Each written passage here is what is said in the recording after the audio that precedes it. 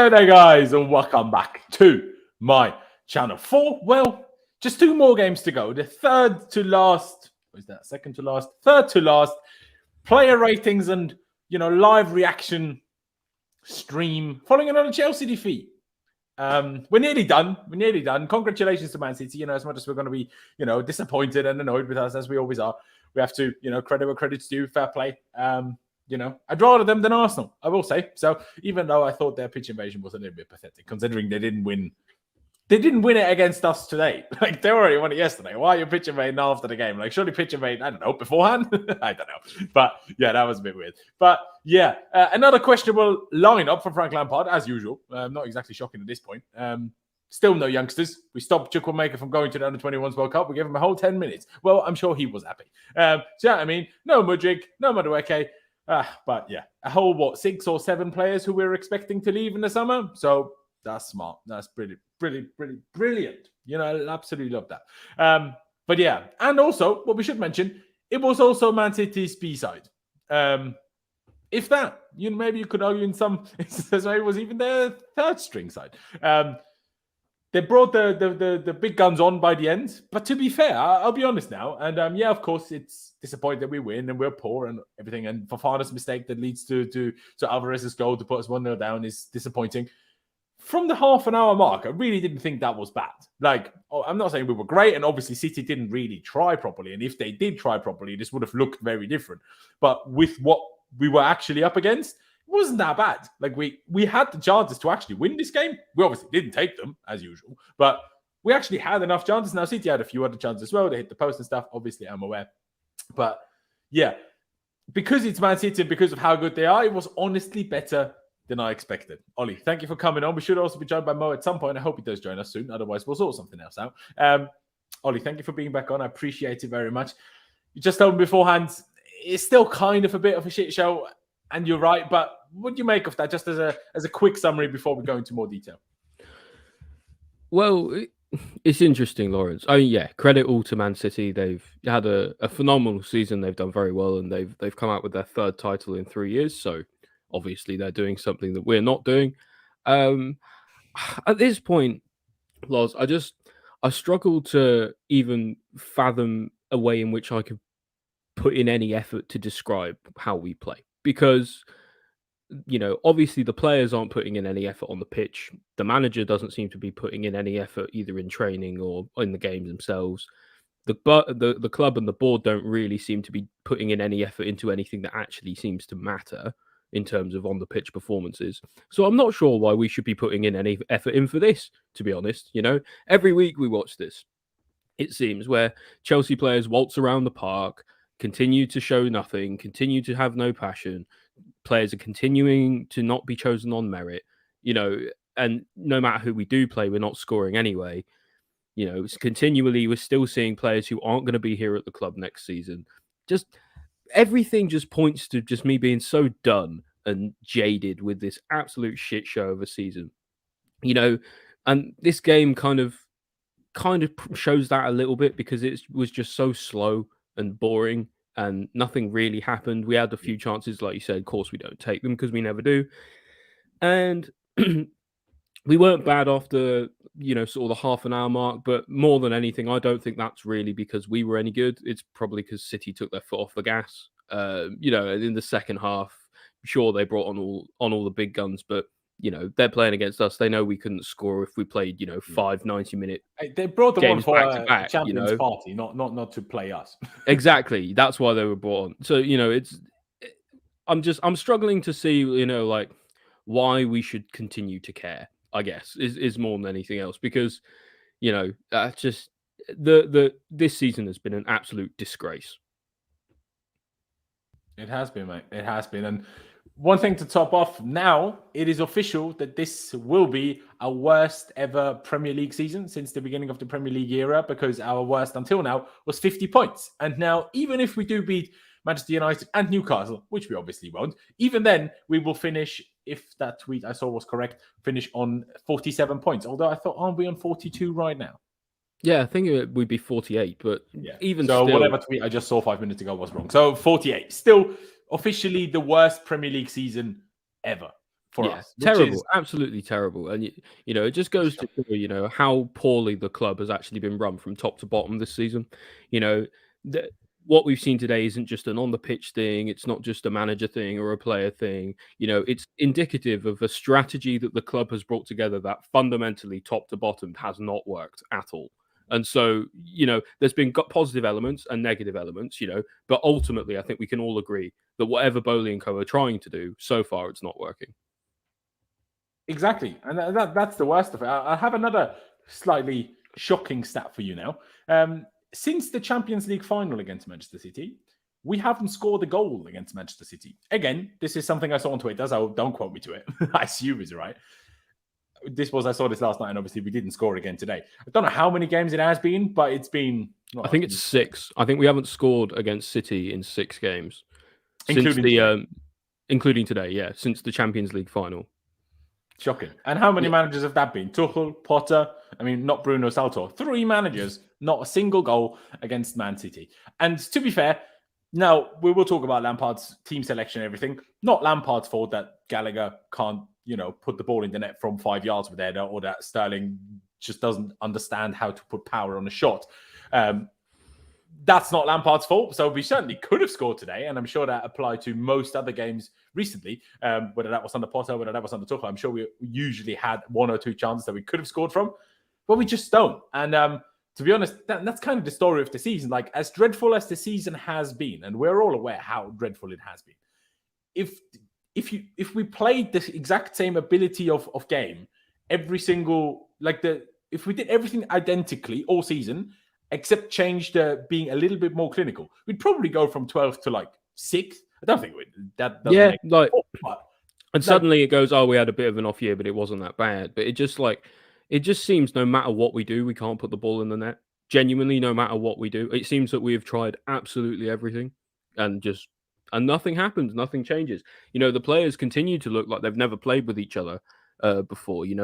All sorts of just baffling decision making by some of the players. Passing, even something as simple as a player is running into space. Do you pass the ball ahead of them or behind them?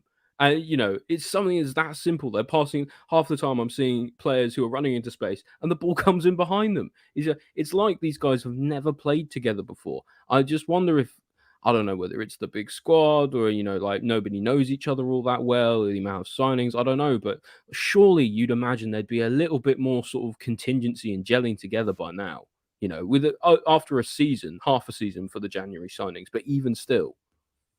And you say that, half of them have barely played, is what it feels like. The likes of Mudryk and Madueke, even Badiashile, it feels like they've barely featured. And we signed them in January, and now it's the 21st of May, and it feels like we've barely even used any of them. Exactly. And we're looking at players like Havertz get games. I know Azpi kind of had to play today, but we're seeing Azpi get games. Just players who aren't going to be here or aren't in the plans for the long term. And that's why, as much as you do say, obviously, it's not Lampard's fault that we can't score a goal. That's fair enough. But at the end of the day, he is picking these teams and getting these results. The buck has to stop with somewhere. And unfortunately, a lot of the time, that's the coach. So I think his team selection has been wildly confusing. And the players on the pitch even look confused at times. I think they probably know the downgrade they've had in terms of managers this season, from Tuchel to Potter to Lampard. It's like falling off the edge of a cliff. So, I don't know. Hopefully, only 2 games left of this absolutely terrible season left, and then we can all forget about everything and enjoy the transfer window or something. We'll see how much we're going to enjoy that. It's going to be a lot of goings out. For some of those players, we'll be happy about it. For some, maybe a little bit less so, depending on each individual, obviously. Very intrigued who we're going to sign and how many we're going to sign because, well, obviously we have money and we have this great project and everything, but we're not in Europe. We're 12th, and more Premier League teams have a lot of money. It's not just your usual top 6 now. You add the Newcastle to that, you add a Brighton to that. Now, Brighton might lose some important players to them, so let's see what they do next year. But they're not idiots. What Brighton have been best at is recruitment. So them losing a couple of players, who knows? They might replace them with someone better and do the very same thing again next year. So there's no guarantee that we're back in the top 4. There's not even a guarantee we're back in the top 6 next year. Now, I think we will be, but there's no guarantee for any of that. So no, absolutely not. And the teams around us are only getting stronger. And if we don't have a significant improvement next season, we are going to be in real trouble, not just financially, but, in terms of status as a big club, in terms of the Champions League and the waiting with the new system around how that works and everything like that. It's going to be a total mess, and it makes me worry a little bit because, Pochettino has a very grueling fitness regimen and rightfully so, student of Bielsa's game. And it makes me worry because our players clearly look very, very unfit.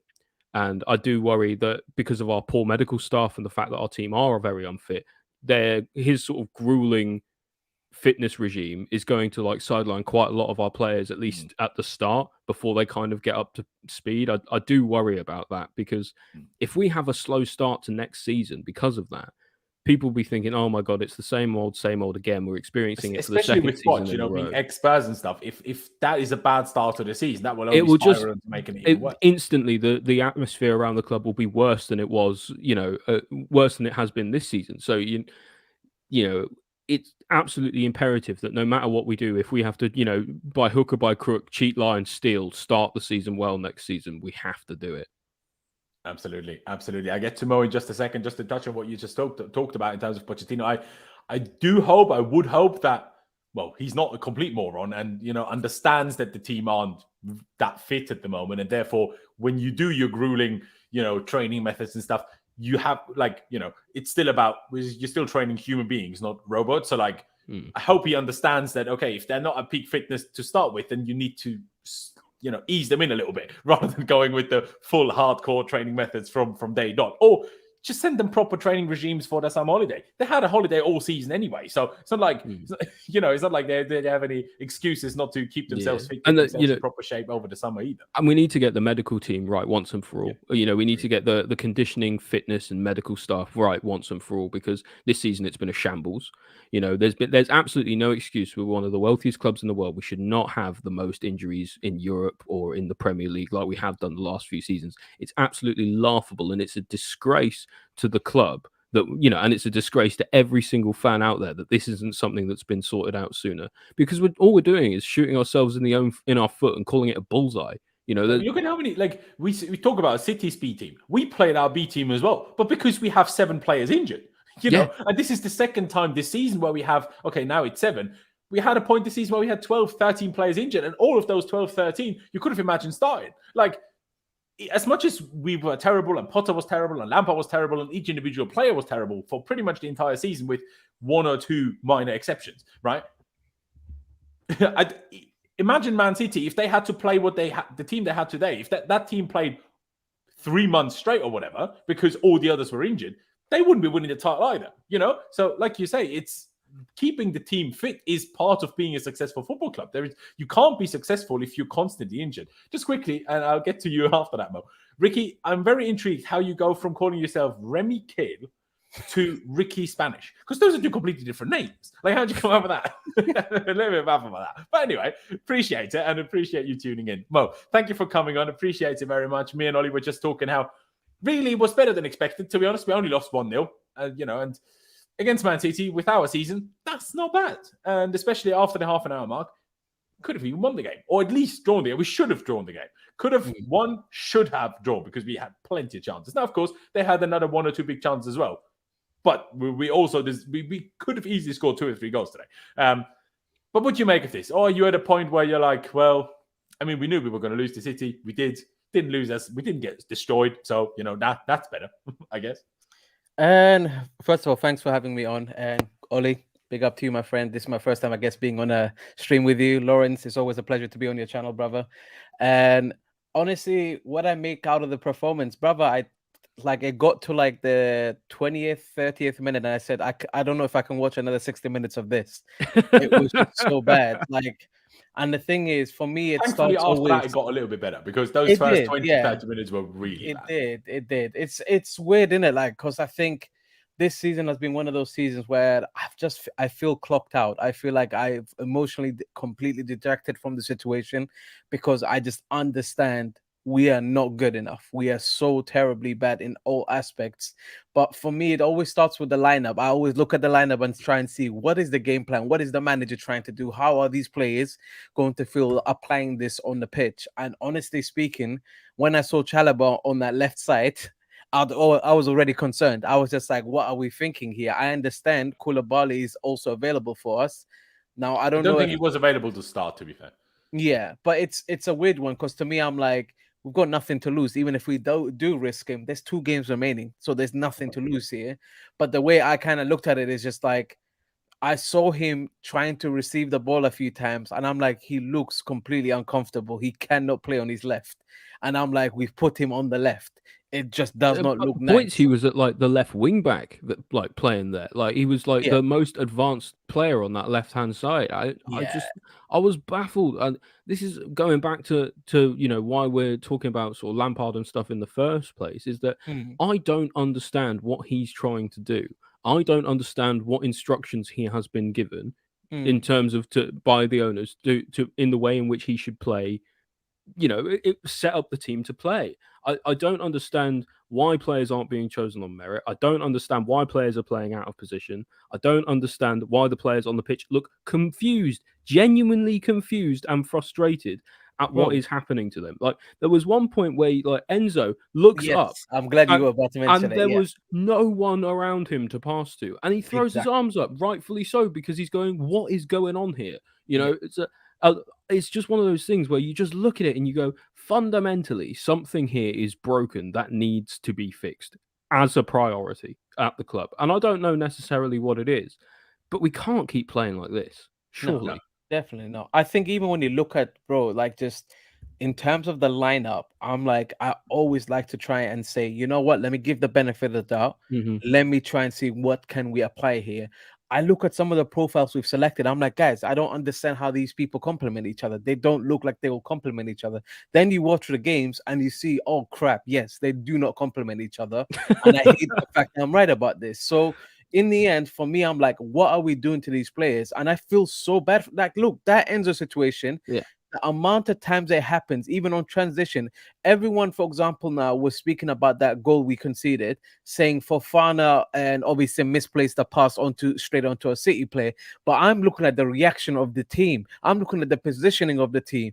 Alvarez didn't even have to work hard. He literally just went to the left, and as soon as he went to the left, received the ball and just tapped it into that net. Like, to me, I'm like, what is this? Like, he was in our box and had defending. 5 yards in all direction without any Chelsea player. Like we'll literally just coasted through us completely. I just don't understand what Thiago was doing in that situation. Like, why was he so bad? Why was he going to Fofana when the City player was in the other direction? I just don't understand. And this is what I'm getting at. The players look confused. They look disorganized. They like, you know, like some of the at least the very ones who look like they're bothered look confused and frustrated and at the disorganization. You know, obviously you got other players there who may as well be strolling around the park, or you just get, you know, eight or nine players from, well, 8 or 9 people from the stands and get them to have a go. You know, it's like we're playing every week with players who like, do you know what it's like? It's like after every single training session we have, the men in black turn up and, you know, do the thing and, you know, against our, make all of our players forget everything they've learned from that training session, because every game we play seems like the first time everyone's playing together. Or maybe we're just being nice. Don't get it. Maybe we're just being nice. We're pretending that they do something in training, because to me, I'm like, it at least translate onto a game in some way, shape, or form. But I'm not gonna lie, and this is not going to be a popular thing for me to say. But what was the point of firing Potter? At least with Potter, for me, I was seeing patterns. I was seeing improvement in individuals. With Lampard, we've regressed. There is literally no vibe. There is no camaraderie. There is no hardware. Like, all I'm seeing is Gallagher running about. And I'm like, I'm sorry, but like, that's what we expect from players now. We're just going to get them to run about hopelessly and just hope for the best. It's so bad to watch our team in this state. And honestly speaking, there's a lot for us to sort out. And I feel, a part of me feels sorry for Pochettino, because what he's walking into is quite a bit of a chaotic mess. Players down in confidence, players that are new to the country, players that have been mismanaged clearly, and players then you don't have want to be owners who have spent a lot of money. Yeah, even that. Players and owners who have spent a lot of money and probably have a lot of expectations.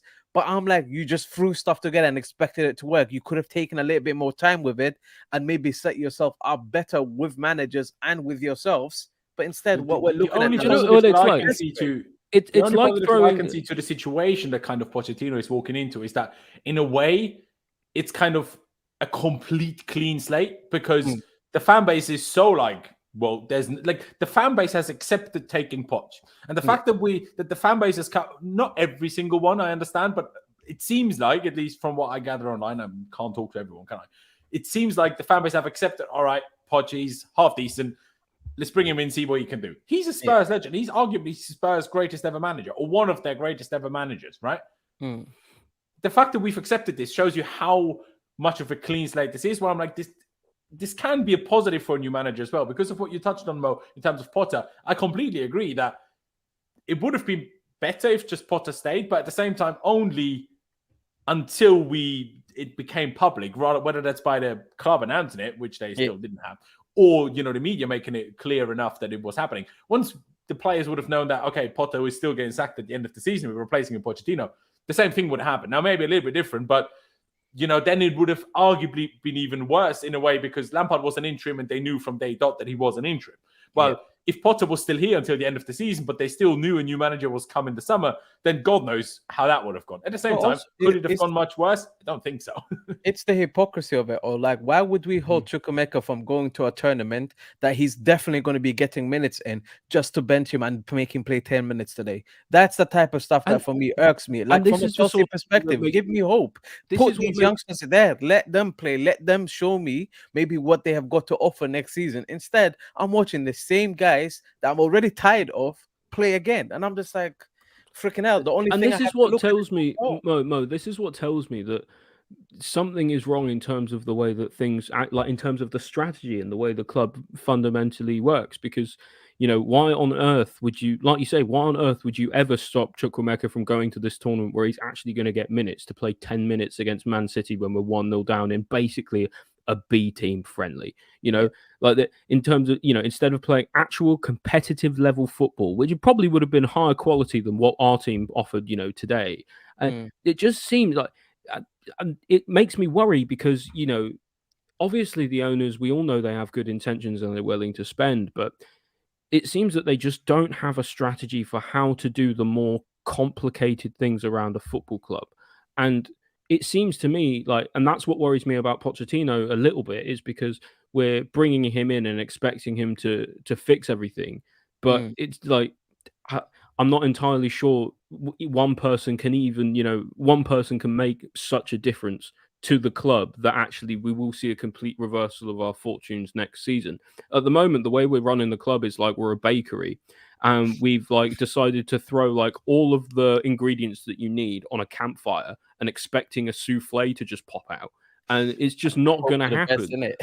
You know, like, yeah, it's a mess because you don't know how to measure things. You don't know the basics of baking in the first place. And, you know, and then now we're hiring, you know, and then you hire a pastry chef who doesn't really, you know, who got sacked from his last job as being a pastry chef for being bad at it, you know, and decided, oh, he's going to do, you know, a good job. To be fair, that applies to almost every manager that they were sacked for not being good, other than maybe Potter. We'll see how that went because we took Potter from his job. He wasn't sacked. But this particular pastry chef was sacked only a few months ago for being very bad, historically bad at being a pastry chef, you know, at the bakery he was at.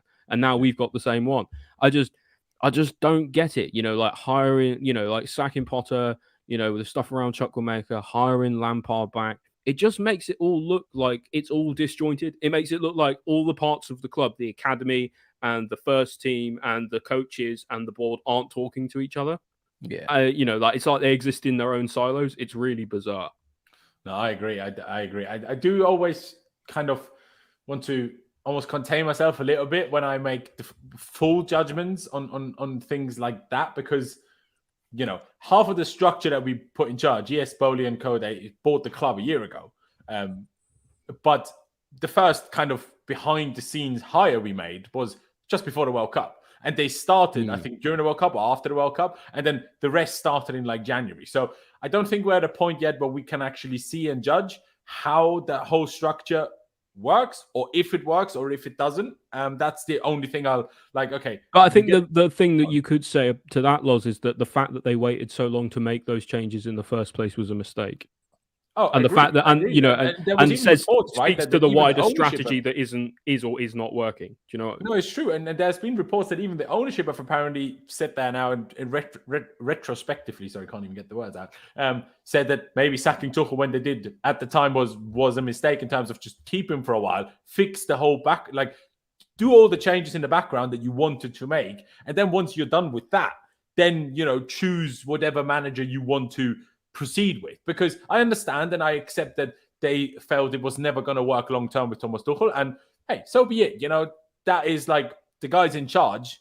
Those are going to be the guys that make the decision of who should be the manager. Is what it is. We would have never had a manager that completely wouldn't get along with Roman Abramovich either. That just wouldn't work. So that's fair enough. But yeah, it just says about the stability, doesn't it? Like after we'd had such an unstable point, of sanctions and all the rest of it that led to the sale in the first place, you'd think that, I don't know, in any company, you'd think if you were taking over in that kind of scenario, someone would want to come in and stabilize things, not make too many changes, keep key people around, learn the ropes, figure out what's going on, rather than replacing, I don't know, like most of the senior staff, all the managers, all the directors and the CEO who actually knew how things ran and knew how to do things. Like it feel like you could have at least had this transitional period where maybe like this season, say you keep Tuchel, you only make a couple signings here and there, not Tuchel signings, you just base them on what you think is good for the club with this data-driven recruitment that we're so talking about, but we seem to only be talking to Jorge Mendes's players, but whatever. And then by the end of the season, if you're not happy with how things have gone, you can sack the manager and you can start and with your proper level of investment, with a strategy, with how you want to do things and go from there. But I do understand that maybe it's to do with the changes around like financial fair play. They wanted to make, a lot of changes. They wanted to make sure they could get their value for their money early on. But I feel like they've almost taken that to the extreme, to the detriment of the club now. And I'm not sure that was the right decision in hindsight. No, I agree. Obviously, again, we'll have more hindsight in another 6 months or whatever. And then we'll see whether, while now it's really bad, maybe next year. Yeah, in 6 months we'll be going, wow, this was amazing. And Madueke and all of this. Look how worth it was to buy them all in January. The thing is, like, Laurenz, I don't know about you both, right? The way I look at it is the January signings, for the most part, I actually feel extremely positive about. They've all been good, maybe bar one or two. They've all been hits. I look at it and I think, compare it to the summer where we signed experienced players with some youngsters thrown in there, and we just spent quite a lot of money quite quickly there, which I was like, I don't know how much of this is just like the plan for going forward. And it's the summer was way worse than the winter. Absolutely. Yeah. And the winter for me, I was just like, you bloated the squad. You didn't get rid of enough players. But now also the expectation is because we spent that money that we need to hit the ground running. And I'm like, this is not that easy. I don't expect us to hit the ground running, because suddenly now you have to get all of these players accustomed to each other, accustomed to a new country, learn the language, all kinds of different stuff that honestly, that I think sometimes as fans it's easy to forget about, because what we care about is that 90 minutes on the pitch. Can you perform or can you not? And on it, like I look at it and I think some of these players, I'm sorry, but we need to really take accountability for the unstable environment we've created. For their development, we need to address this as number one priority. If we're going to sign youngsters, if we're going to make these Andro Santos signings, this kid that's from Ecuador that we've signed, these other players that are from Brazil that we're going after, these are all young players. We need to create an environment where we can develop players in a healthy manner, but also we can actually sign the right type of players and have a manager that knows how to utilize all of these things correctly. That's why with Potter, I was actually understanding, because in January, he wasn't screaming out for signings. He was saying consistently the same thing. Align our resources, align our resources. And the more I think about it, the more I think he was talking about everything to do with the club, not just the signings, not just this season. And I'm like, at least he's got his head screwed on. He's not just saying something because he's just results driven. But unfortunately, in the end, the result is what makes him lose his job, which is unfortunate. Yeah, but at the same time, like Potter is a weird one, because there is good things about Graham Potter, and maybe with more experience in management and potentially a high level, he will get to that point one day. I'm not sure. I'm just not sure he quite has the mentality for a job of this size, if I'm being perfectly honest. Graham Potter has benefited massively. Just to touch on one last thing in terms of what Mo said, what you're talking about in terms of the young signings, this is why I think the multi-club model, once we get Strasbourg over the line, once we get potentially that Portuguese club over the line, exactly. That's when that can be super beneficial for all these kind of signings that we're talking about, because you touched on Andre Santos there, and now we're interested in Manuel Ugarte, and we already have Enzo Fernandez. So how's that ever going to happen? Do you know what I mean? Like, Manuel Ugarte is 22, Enzo Fernandez is 22, and then you have Andre Santos who's 18, and then how many more 10-year-olds are we going to sign? Do you know what I mean? Where it's like you can't have 5 22-year-olds at the same time, because that just doesn't work. You need a bit older, a bit younger, so people are in different stages of their careers where there's different expectations in terms of minutes, in terms of experience, in terms of how much responsibilities they can take up. If they're all the same, the kind of competition that you have within the squad is much more difficult than if they're all like a little bit different, if that makes sense, because then they're all the same. They all want the same. So I'm not really sure how it's going to work out, but it's a tough one. Let's take it back to this game and talk about the lineup just quickly before we talk about the individuals. We spoke earlier about Chukwuemeka. I can't remember which one of you touched on him, but one of you did. Yeah. And people know I'm a big fan of Ruben. I love Ruben. I thought he was one of our better players today. Very good. But we literally learned 2-3 days ago that Ruben Loftus-Cheek is basically on the verge of joining AC Milan this summer. Yep. Why on earth is he starting over Chukwuemeka then? Like, that just doesn't make any sense. Like, we expect Gallagher to leave, and we expect maybe Havertz to leave. We expect potentially Chalobah to leave. We expect Kepa to leave. Sure. But Loftus-Cheek, we don't just expect to leave. We basically already know that he's leaving and where he's leaving to. And you're still picking him over Chukwuemeka. Who you stopped from going to the Under-20s World Cup.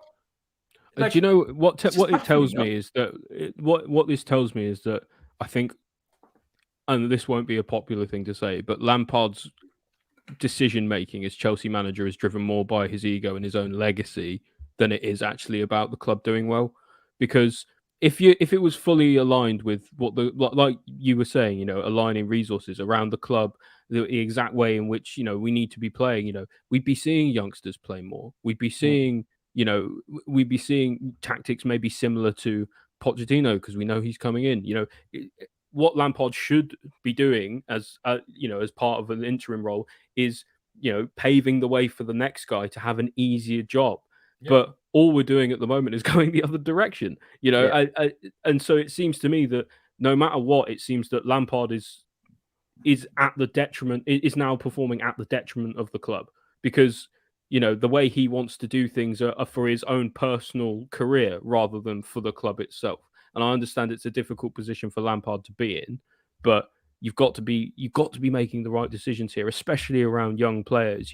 Imagine how damaged, some of these young players are going to be, mentally, by having, this season where they were promised the moon and the stars, and then they're not going to be getting it. Similarly, you've got the likes of all our prospects in the academy are leaving because we've signed all these players that aren't actually playing.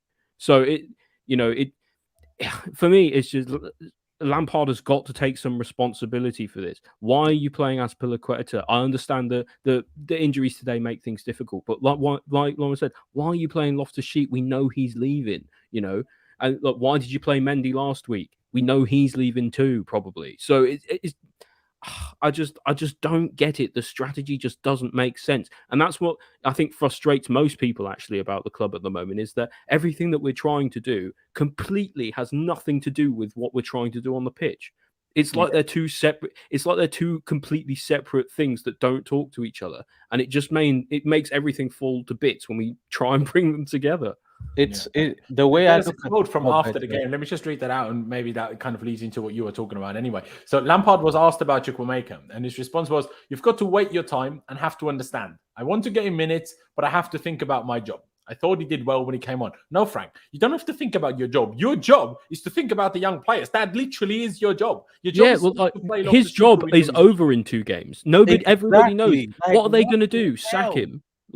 Exactly. It's just so weird, and I just don't understand what his idea is in that. Now, sure, when he maybe first joined and before that Wolves game, you could maybe argue, some of the players that will leave still play them a little bit because you can maybe increase their value a little. Put them in the but shop once window. once we were in the process of losing 6 games in a row and nothing improved under Lampard, from the second you realize that, and he should have realized it very soon, the latest after we were knocked out by Madrid, that was the very latest cutoff point. From that point onwards, only players that were going to be here next season and time again, we haven't seen it. Exactly. And what do you mean you have to think about your job? Do you know what annoys me? Lampard in his first stint with us was far more braver because circumstances forced him. That's what this teaches us. Because I don't think your Tammys, your Mason Mounts, maybe Mason Mount probably would have gotten a chance actually now thinking about it. But some of the youngsters that we got given a chance to, this second time around, to me, I'm like, you have been absolutely lying to us, because every time you go to these interviews, you keep saying the right things about wanting the best, and then doing something completely different. And then you show us the lineup, and I'm like, you've not thought about the club at all. I'm sorry. And now for me, what it confirms is this is where, during the week, I don't know if you guys kept on coming across these tweets. Lampard's quotes kept on coming out about wanting to sign Haaland, etc., and all of this stuff, saying he identified these players early on and he wanted the club to get them. And I'm like, you know what? This sounds more like, not like you saying, oh, as a club, we need to learn better, but him trying to rub his own ego, saying, I identified this. And that's what I'm saying. Do it. And I'm like, him saying I have to look at my job. He's looking at his own future. Just to get him. That's what I'm saying. And that's the crux of the point I'm getting across, which is that Lampard is, as an interim manager, your job should not be to be focusing on your next job. As an interim manager, your job needs to be making sure that you do the best job as an interim manager. An interim manager does a very different job to a regular manager because it's an interim position. It's temporary. So your job is to ensure that you can pave the way for the next guy and and just drive us towards where we need to go. So at least we've got every chance of hitting the ground running next season. We all know this season's been terrible and it's dead. Why are we playing for pride? There is no pride. It's hypocrisy. There's no other way to put it, because Lampard himself knows how lucky he was that he had the people that he had in charge when he was given the minutes, when he was given the chance, and when he was given those minutes to then actually work through all these different sort of deficiencies as a player. But instead, what we're doing now is, to me, the way I look at it is this, right? The youngsters that we're signing, the youngsters in our academy, they're all looking at what we're saying and what we're doing. Our actions do not align with the words that we try to sell. And that's why players like, I forget his name, this kid that has now gotten interest from Monaco, PSG, this winger that he's a 15-year-old kid, Tudor Mendel Idowu, I think it is. Yeah, exactly. That's it. That's him. The fact that kid is leaving says a lot to me. And I'm like, we need to fix up. That's the reality of it. We really need to fix up. Because it's not dissimilar to Judson Bell leaving as well. Yeah. The writing's on the wall. It's not about the money. That's the thing. Everyone was saying, oh, these players are getting offered more. No, these players are thinking about their future. They're thinking about their path. They're thinking about the promises that is being made to them. And also they're looking at who those promises have been delivered for. And at the moment, I'll be honest, we are throwing money at problems instead of analyzing and saying, can we address certain things in a different manner? And until as a club, we start to really look at this and say, we've got to be honest and we've got to fix things up, we're going to keep making these same little mistakes. Luckily, with these new owners, they sound like they're trying to learn from this season. I'll believe it when I see it now. That's the way I kind of look at it. Yeah, I think that's the thing, is they've got a lot of good faith to make up now. There's next season, certainly there can be no benefit of the doubt given to the owners because it needs to be right. From top to bottom, medical department, transfers, manager, tactics, energy, all of it, branding, new sponsors, all of it's got to be spot on now because we can't go in. You can't do. You can't come into a football club, multi-billion-pound takeover, and then decide you're going to work it out on the fly as you go, because we'll be 3, 4, 5, 6, 7 seasons before we even see any benefit. It has to be next season, and it has to be right. Yeah. I couldn't agree more. Could not agree more. All right, let's take it into this game. Let's just start it off with Kepa, I guess, in terms of player ratings, even though not much to say about Kepa today. Nothing he can do about the goal that we conceded. Don't really remember him making a particular save because City didn't really have many chances. They scored the goal, they hit the post, and once, Haaland, just after Haaland came on, that whiz across, Kepa had nothing to do with that either. So I would just give him a 6. He didn't do anything to get more. He didn't do anything to get less. So I just get this done with quickly. Mo, would you agree with that? There's not really much to say about Kepa, is there? I agree. Literally, he faced only 2 shots on target. There's not much he can do. Exactly. Ollie, there's a quick one. I assume you agree? Yeah. I mean, I'd be inclined to say 5 only because I think 5 is like bang in the middle for average, but 6 is fine. Like, I'm not going to argue it. Yeah, I never really know whether 5 or 6 is the average, if I'm being perfectly honest with you. I feel like when you see like in the papers and stuff, and like more from like when I remember from years ago, when like you see player ratings, it's always seemed like the average was 6. I don't know if because they always more go from 1 to 10 rather than 0 to 10. I don't know if, and then I guess if you go 1 to 10, then 6 is the middle, I guess. But yeah, whatever, 6, 5, just average. We usually tend to use 6 as the average, but at the end of the day, you do your own ratings, Ollie. So no worries about that. So, and you know what? Let's get the main culprit for the defeat today, unfortunately, out the way early. I like him a lot as a player. He gave an interview midweek, which I really enjoyed, where he was talking about everyone's having a bad season. You know, it's not like the old players are at fault. It's not like the new players are at fault. It's not like just the owners are at fault. Everyone was bad this year. And I like that. I like that because he's a very young player. And he seems to talk with a lot of maturity in that sense. And I also remember from a few weeks ago, there was some quotes from him where he's like, well, I signed for this club long term. I would try everything I can to make this club successful. And when you hear other players, sometimes, I don't know, it just doesn't seem quite as convinced and like, I'm going to do everything I can.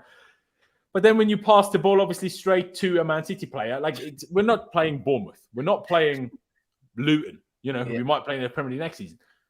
We're playing Man City here. You can't just while playing out from the back, just play the pass, 5-6 meters past Enzo, who you were trying to pass the ball to, and pass it straight to City. Now, I will touch on Thiago Silva in a second. I also think Thiago Silva also had something to do with that goal, I'll be honest. But yeah, that mistake from Fofana wasn't great. And in particular, the first half an hour, how Cole Palmer destroyed Aspi and partly Fofana within that as well. Not necessarily that he got past Fofana so many times, but once Fofana sees how Aspi's getting destroyed, he needed to help him, and he never did.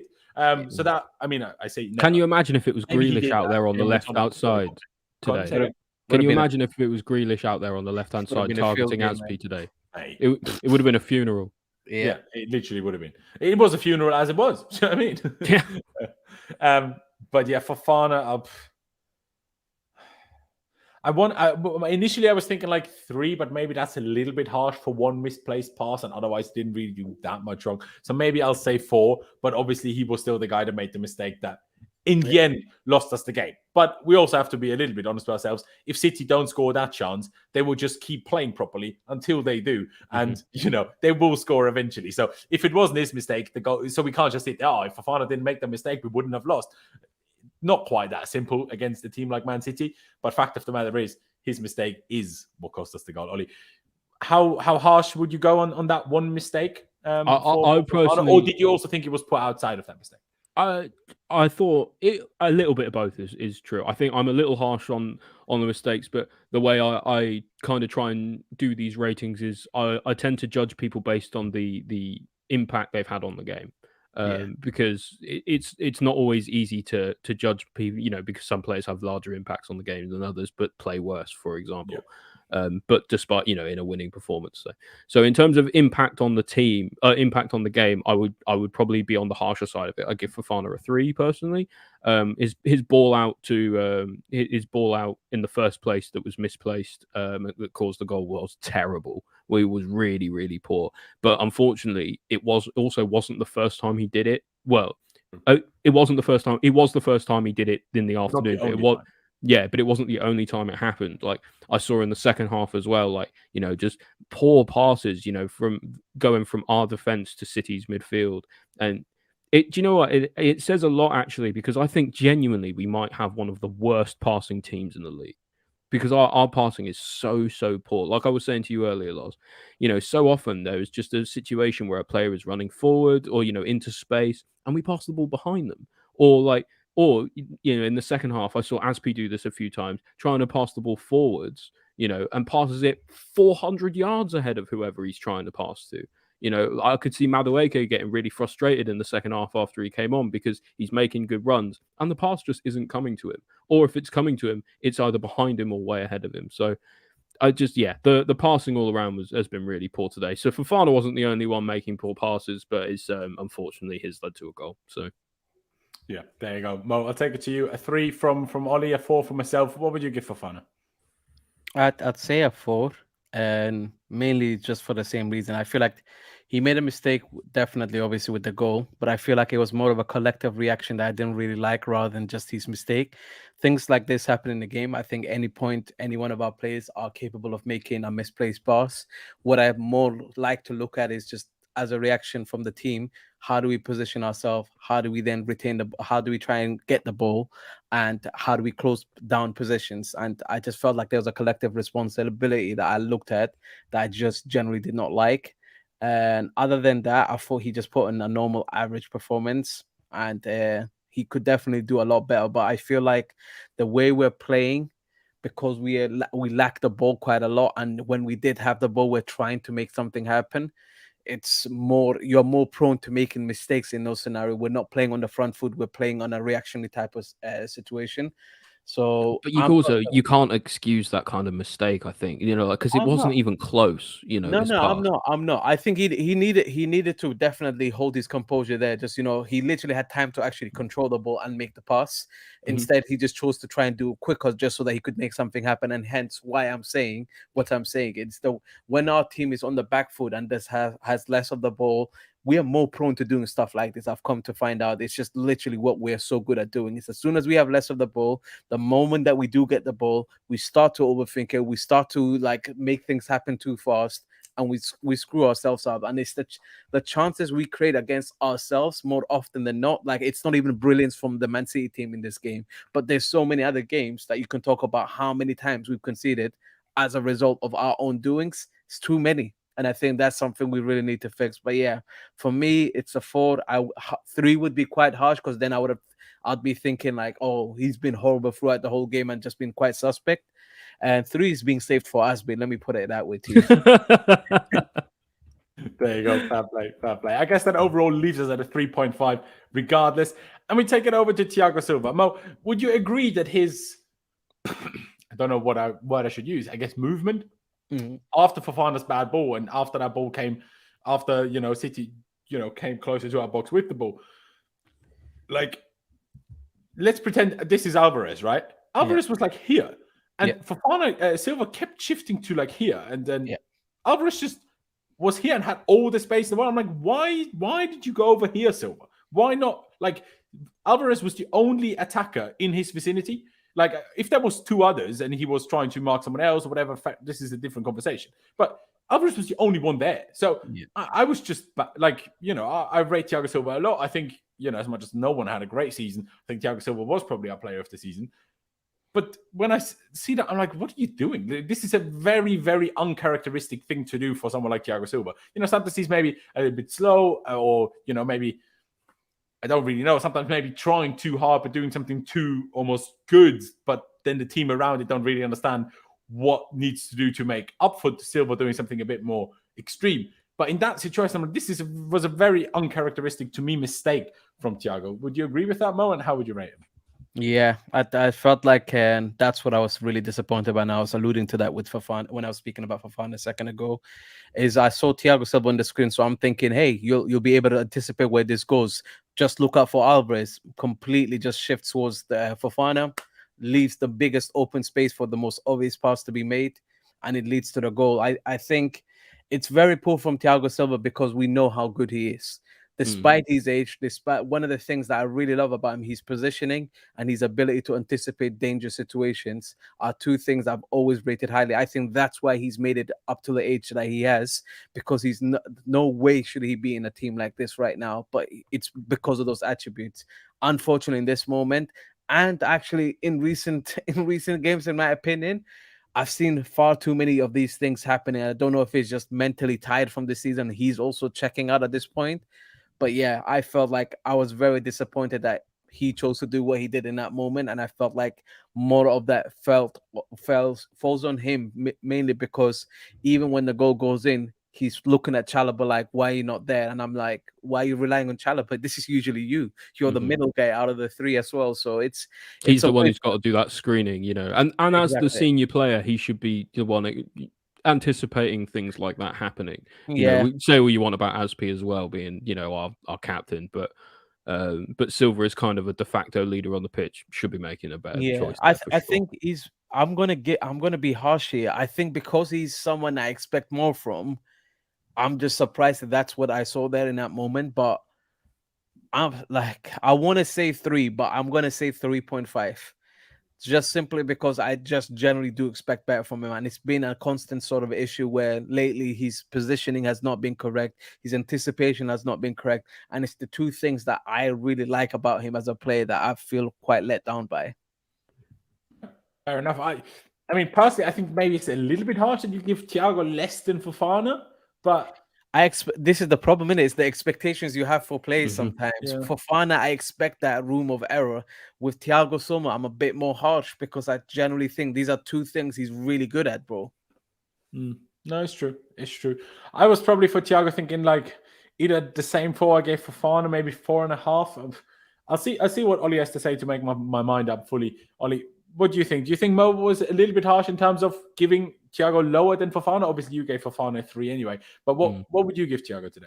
I maybe a little harsh, but I completely understand Mo's point of view. You know, like I was saying, he's the senior player in that situation. He's the leader. He's supposed to be marshalling the back line, and so making a careless mistake like that is going to impact the rest of the team more. So, you know, when you think about it that way, you know, you'd be like, well, Fofana made the initial mistake, and then Silva didn't correct him. It you know, correct the situation, which you know, arguably based on both of their performances this season, you probably wouldn't have expected from either of them. So I'd say Fofana probably gets a 4 overall from me. It's, you know, Silva gets a 4 from me. Yeah, you could go higher, you could go lower, but I don't know. That feels about right for the kind of lackluster performance we've seen from him recently. Yeah, I do hear you. To be honest, now with 1 3.5 and 1 4, but I give 4 or 4.5, leaves us at a 4 overall, regardless. So rather than trying to specify which exactly one I pick, it's similar thoughts to what both of you guys have shared, really. It's just, yeah. I mean, I also understand, like, in his position, the man's 38 years old. This season is more than dead. He's like, okay, next season, I'm not even in the Champions League. Do I even play after that? Now, I still expect him to stay because he said he will. So why would he now leave? I would be majorly shocked by that at this point. Doesn't seem like the guy that goes back on his word much. Like, look at the PSG situation when he came to Chelsea. Initially, they were not given a contract. He's like, okay, is what it is. And then he gave Chelsea the word. And then when PSG changed their mind, he was like, well, I already gave Chelsea my word, so you're too late now. So I don't think he will go back on his word in that sense. But I do also understand why that's a difficult situation for a player like him to be in. Absolutely, I do understand. Let's take it to Trevor Chalobah on the other side. Now, Mo, you were talking about it earlier in terms of you were kind of not really happy with him on the left side. I really don't think Koulibaly was able to start. So once you go with a back three, I don't really think we had many other options, with Chilwell being injured, Cucurella being injured. But yeah, Shield being injured, of course. So I don't really know if you had many other options, if I'm honest. I don't think it was bad, if I'm honest. Like, I can't really remember situations where I thought, Chalobah was the problem or Chalobah did something wrong here. I thought, especially once we got better a little bit into the game, again, I have to mention it's because City took the foot off the gas for sure. Even though I did also think we had a slight tactical kind of tweak during the game, which I thought quite interesting, because how often does that happen, especially on the Lampard, without a sub, make a tactical tweak that actually works. But I felt like he became quite aggressive or pushed into midfield quite a lot from that point onwards. And that helped us a lot because it helped us control and contain City a bit more, because they like to use exactly like these kind of spaces to find gaps and therefore then create spaces and chances and opportunities. So I thought it was quite... I will actually give Chalobah a 6. Maybe Mo will go a lot lower than that, and if someone can obviously remind me of something he did wrong, I'm happy to be proved wrong, of course. But now sitting here, I can't really think of much that he did wrong. I'll go to you last, Mo. So, Ollie, would you agree with my assessment, or is there anything that maybe I've missed or forgot about, or what do you think? The only thing I would say is that it's just he looked very uncomfortable playing where playing there, but that's not really his fault. Based on the playing in the back three, I personally think Fofana's a little bit of a smarter option on that left hand side. than Chalobah, just because I think Chalobah's a little bit more raw than Fofana. You know, so playing him out of position seems a little bit, you know, a little bit unfair and harsh on him, you know, and I think that probably did impact his performance a little bit. But ultimately, though, I thought he did okay. Give him a 5, I would say. Fair enough. Maybe 5 is a bit more accurate, I will say. But then again, I'm thinking like we only faced 2 shots on target. So I'm also thinking a little bit, are we too harsh on the centre-backs themselves? Now, again, I understand City took the foot off the gas, but you can only beat what you're up against. Like, it's not our defender's fault that City took the foot off the gas. But if they wanted to, it could have been 4, 5, 6, 7, you know, like easily, you know, especially in the first half. Of course. No, I do agree with that. Mo, a 5 from Ollie, a 6 from myself, even though I could probably lower that a little bit. What would you give Chalobah? I'm not going to be that harsh, you know. I'm going to say 5. And the reason why for me is like him being uncomfortable for me is something I blame Lampard on. I think Lampard should just definitely know better. But I could see it immediately. As soon as he was receiving the ball, the way he was receiving the ball, the touches he was taking to try and control, and then just the passing lanes. The thing is, for me, when a player receives the ball and they're able to make passes, how well can what sort of options does it allow? It limited him a lot, because suddenly he cannot pass with his left. That then impacts Lewis Hall. That then impacts that whole left-hand side. And for me, until he made that tweak with him, he just looked very uncomfortable. The thing for me with defenders is now, based on what we're trying to do, I am not looking at maybe how many shots we faced. I'm also looking at the build-up phase of the game. And the build-up phase is where we struggled once again. But it's down to what I think Lampard has done here rather than what I blame the players individually on. In my opinion, Azpilicueta should have never played. We should have done a 4 at the back. Chalobah should have been on that right side where he's been doing an incredible job. And I probably would have given him a higher rating for it, because I think he could have added elements to our game today. But other than that, there's not really much bad I can say about Chalobah. I think there was a moment where he had like a goal line clearance. The ball was going towards the goal and he just played it off. I think it would have gone wide because it took... Did Kepa touch it or did it take a deflection? I can't remember. But I think it would have just gone wide, but, you know... Yeah, that was in the right clear in a moment. He definitely had to in the moment, you wouldn't have known. Like, so he made the right call. Alvarez might have popped up behind him had he not cleared it as well. So even if it doesn't go in, some City player might turn up and tap it in. Yeah, wouldn't have surprised me, I'll be honest. No, exactly. Fair enough. Let's move on to Azpilicueta. Yeah, I mean, he got destroyed by Palmer most of the game, especially when Palmer was using pace. When it was like in standstill or slow, he actually handled it quite well. And he nearly scored at the very end. They never showed a replay because the TV coverage was getting ready for City's title celebration and pitch invasion, whatever else. So unfortunately, I never saw a replay of the chance. But almost nearly scored. I only kind of, I was kind of preparing the stream, and only as it was kind of flying in the ball, I was kind of looking, and I was like, wait, how's that happen? And then we never got a replay. So I guess that. But yeah, never really managed to get himself involved in attack much, if at all. At the same time, we're playing Man City, so I'm not shocked by that, and I'm not too disappointed by that necessarily. But with what Palmer did to him in the first half an hour, I feel like I have to give him maybe the lowest rating of any of our players, because that was really bad. Like, he looked like Cole Palmer is very much so the opposite of a regular starter for Man City. Like, the guy has the number 80 still. That kind of shows you enough. And like, he absolutely, like, he literally molested Azpi, and it's concerning. At the same time, it doesn't surprise me. Like, Azpi has been on the severe decline for years now. In that Tuchel season, when the Champions League, Azpi at right centre back, still could do a job and did a job. Now in the Champions League final, I know it was a right wing back, but that was with how we set up. It's a bit different to just he was good at right wing back that day. He was, but context. He should have left last summer. He should have left even before that. He didn't. Let's see if he leaves now, because, we'll have to wait and see. But today, I think I'm going to give him a 2. The first half an hour most certainly are a 0. Would be less than a 0 if that was a thing. After that, maybe made up for it a little bit, but certainly not enough. So I'm going to say 2. Mo, what would you think about Azpi, and what would you give him? Oh, man. I feel like 2 is even being kind of disappointing. It's weird. He's the captain, bro. And I'm sorry, like, when I see a captain just getting rinsed like that, what message does it send to the rest of the team? Like, it's so bad to have to watch him get schooled by a young kid like that. and he looked uncomfortable. Like he looked uncomfortable for majority of that match to me.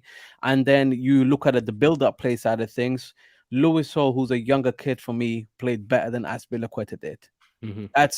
That's where we're at, guys, and A lot it's not even close. And Azpilicueta for me has, like, with all due respect, overstayed his welcome. He's no longer fit to play for this Chelsea Football Club team, and he just needs to be let go. And it's done. And we need to just do it in a respectful manner before it becomes a toxic thing, like it did with Ivanovic in the past, etc. I think it's already there. It's just so. I still think match-going fans are still respectful towards him. Do you get what I mean? It's not gotten that toxic yet, because they do love him, they do respect him. But I'm looking at him, and bro, he's getting rinsed, and it's so bad. And I'm like, he gives me zero confidence. When he receives the ball, I immediately think we're going to fuck up in some way, and we're going to concede a chance, or it's going to be a transition, or he's going to give the ball right back to the opposition. And more times than not today, I felt like he just was not good enough. And it says a lot when he's your captain. So for me, I'm not going to lie to nobody. I'm going to say a 1. I wish he wasn't on the pitch, guys. That's how I felt. Did you say 1? Sorry. Yeah, no, I'll give him a 1. Fair enough. I mean, a couple of people in the chat seem to think we're a little bit harsh here. Someone saying he expected him to get cooked even worse than he did. Someone also talking about that obviously the chance. Pulisic seemingly laid up for him. Again, I didn't see how the chance happened. I only saw the last second of it because we never got a replay. But yeah, Ollie, a 1 and a 2. What do you think of Aspi today? What would you give him? I personally give him a 3, but not like it's hardly giving him his flowers by comparison, really. Like I think the fact that Aspi is still playing for the club at this moment is probably symptomatic of a fundamental failure within the recruitment of the club. Yeah. He shouldn't be at the club. Anyone in the academy would be doing a better job in his position right now than he does. But as he is the captain, he gets to sort of pull rank a little bit on that. But you'd think, based on today, that Lewis Hall was the one up against Cole Palmer and Aspi was the one up against Mahrez. It says a lot that a young kid was able to just kind of dance on Aspi really whenever he wanted to, with a turn of pace. His legs have totally gone. I don't understand why he's still playing in a wide, in one of the most athletic. One of the most athletically necessary positions on the pitch. It makes absolutely no sense. If he's going to play anywhere, he should be playing as a right centre back. Again, it's one of the reasons I think Lampard got the whole lineup wrong today. But and he can't necessarily help where Lampard plays him. But at the same time, I would expect a lot better from him. And his decline is a sad thing to see. So yeah, I'll give him a 3 overall. Fair enough. Leaving us at a 2 overall. And let's take it to Lewis Hall on the other side. In particular, that left foot shot in the second half forced a very good save from Ortega, obviously the City goalie on the day, instead of Edison. He had that other shot with his right foot, which was a bit too simple of a save. 1 or 2 crosses, which were decent. Actually, did he cross the ball for Gallagher's header? I think actually he did. So Hall was one of our best players, really. 18 years old. Yeah, it says a lot, doesn't it? Exactly. It says a lot. And it really annoys me how a lot of people because obviously he played really well for us early in the season, got a lot of games, and then the January window happened, and then Potter all of a sudden ignored him completely. Now, obviously, I understand it was partly because Chile came back from injury, but still, it was just like he was playing somewhat regularly, playing pretty well, pretty much every time he played outside of when he was in midfield at Anfield. But again, that's Anfield, what 18-year-old just... And if an 18-year-old doesn't have a good game in Anfield, it doesn't mean they're now not good. But he was playing out of position, not out of position. But he was playing in a position he was rusty coming back into centre mid because he hadn't played there recently. Because he was playing left wing back for the first team, so he wasn't playing in the position he would usually be best at, which is centre mid. But you can't just chuck someone like that. You can't chuck an 18-year-old kid who's rusty like that on an Anfield. What are you talking about? Exactly. I mean, to be honest, I don't remember quite our injury situation at the time, whether it was necessary or not, but I do agree. Ollie, I'll just let you go first. What would you give Lewis Hall on the day with, the shots, the creating the biggest chance that we had, I guess. You could argue maybe one of Sterling's ones was bigger, but still big chances created for Lewis Hall as well. He did good. Other than that one moment, he kind of fell over, but then obviously, thankfully, Mahrez handled the ball. Therefore, the 2-0 at the time didn't count. Don't think he did really anything wrong. He had a lot of strong tackles as well in and around our box, especially early in the game where we were kind of under the caution a lot. I thought he did really good. I thought he's one of the very few that potentially deserves even a slightly above average rating, in my opinion. But what about you, Ollie? Yeah, I think I wouldn't be handing out a score a bit higher than this today. Really, I'll give him a 7 because I thought he was at the very least putting effort in, trying to make things happen. Created a few chances, couldn't score unfortunately. I think he needs a little bit of honing in his finishing. I think we've seen that a few times now. Whenever he's sort of like had a good opportunity on goal, he slightly snatches at it or hits it straight at the keeper. So one will go in for him eventually because his positioning is very good. But I think just needs a little bit of honing. But by all accounts, probably one of the better players on a tough day today. Fair enough. I was thinking 6.5 or 7 as well. To be honest, Mo, what region of rating were you thinking for Lewis Hall? And I think I'm going with a 6. I didn't think, like, for me it's difficult because I look at his age and my expectancy. I feel like he performed better than average, but he didn't perform to the standards that I'd like to see in that area, especially from what I want the team to be doing. I think he was better than Kepa though. Yeah, I think he encouraged quite a lot of the right things. I do think, anyways, because he said a 7, it will probably end up being a 6.5.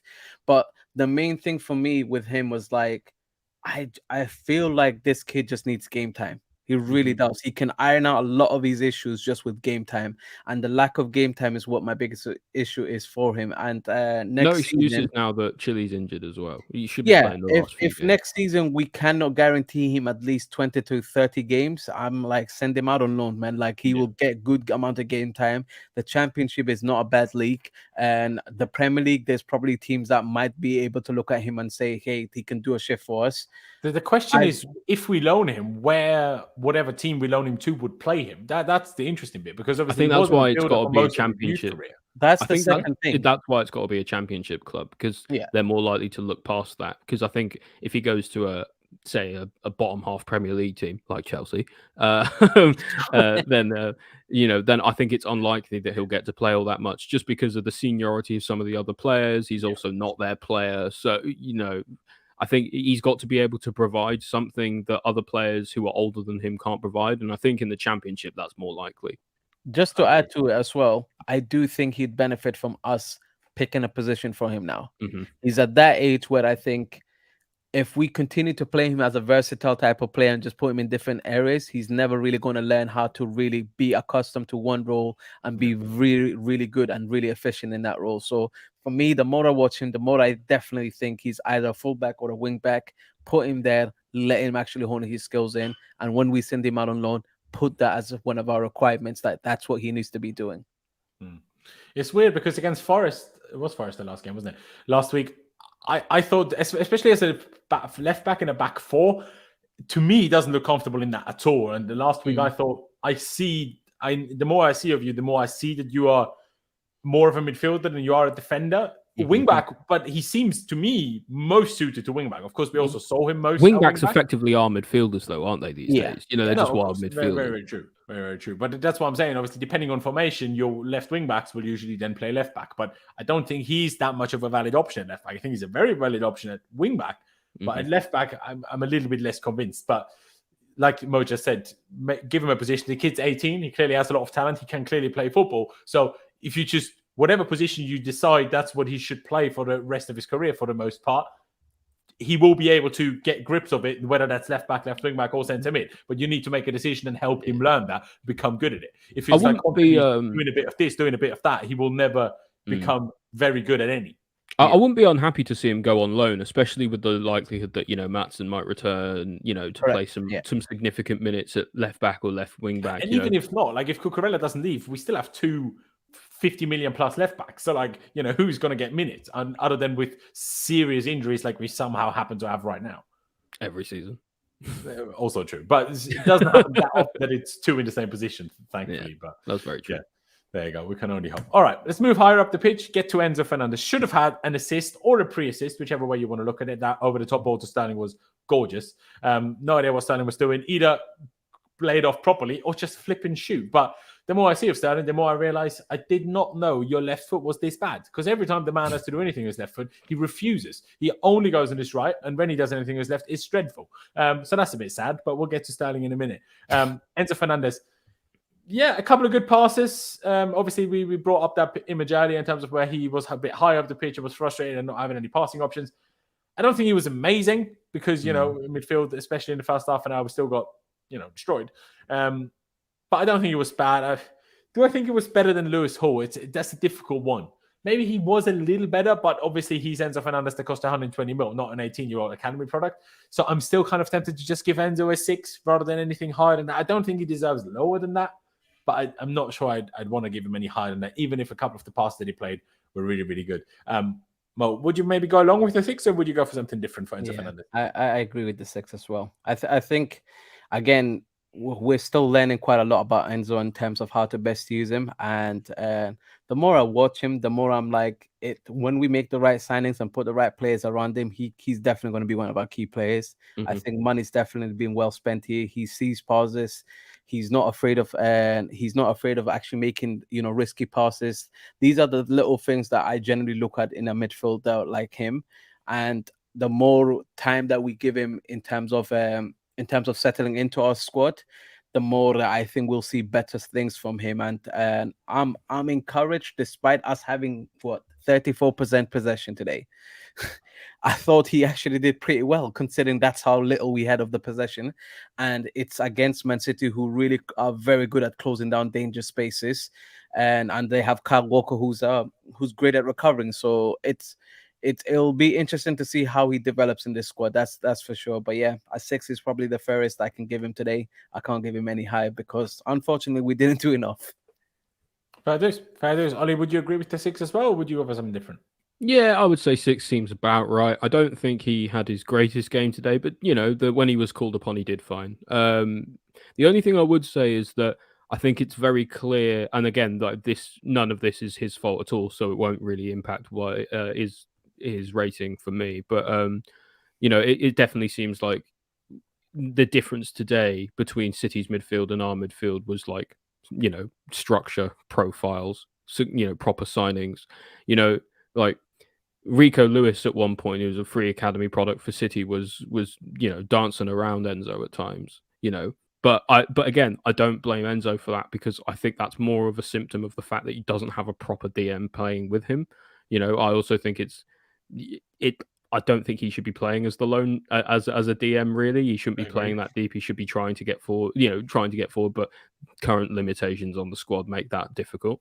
So I would just say, to echo Mo's point, I think the more players we bring in to work with Enzo and we kind of build the midfield around him a little bit, the better he will be. Yeah. But also, I want to be seeing a little bit more from him as well. We signed him for £120 million, British record fee. I don't want to see him just placing some pretty passes in the games. I know it is ultimately down to the other players to finish his chances, but for me, I think we just need to see a few more numbers from him as well. Fair dues. Obviously difficult. The numbers are difficult when you're the deepest midfielder all the time, but I do agree. Let's get to Ruben Loftus-Cheek. Again, I love him, but I don't fully understand why he played. But I thought he was pretty good. There was a couple of runs that he made where I'm like, why has Kovacic played before he got injured instead of Ruben? Where I'm like, Kovacic hasn't attempted a dribble in what feels like 3 months straight. Now, Ruben has his issues, and he's sometimes a little bit, almost looks like a little bit too slow to clock onto in defensive situations. But I thought he had a good game. I think he obviously didn't have this special 1 or 2 passes that Enzo did, but I thought overall he was probably better than Enzo. So I'm gonna say 6.5. But do I actually think it was better than Lewis Hall? Maybe not. But because I didn't really fully decide between 6.5 and 7 for me, but regardless of that, it would have stayed at a 6.5 with most 6. So I'm going to give Ruben a 6.5. Maybe you guys are going to go a little bit lower. That's totally fair. But I'm gonna give him the praise while I can before he leaves for AC Milan. Yeah. Ollie, I'll go with you.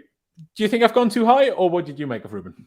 Maybe a tiny bit high, but he had good glimpses. He had flashes of of the Ruben that we kind of see every now and then. I wouldn't say the Ruben that we know, but the Ruben we see every now and then, who seems to seems to do some interesting things. Was driving up the pitch really well.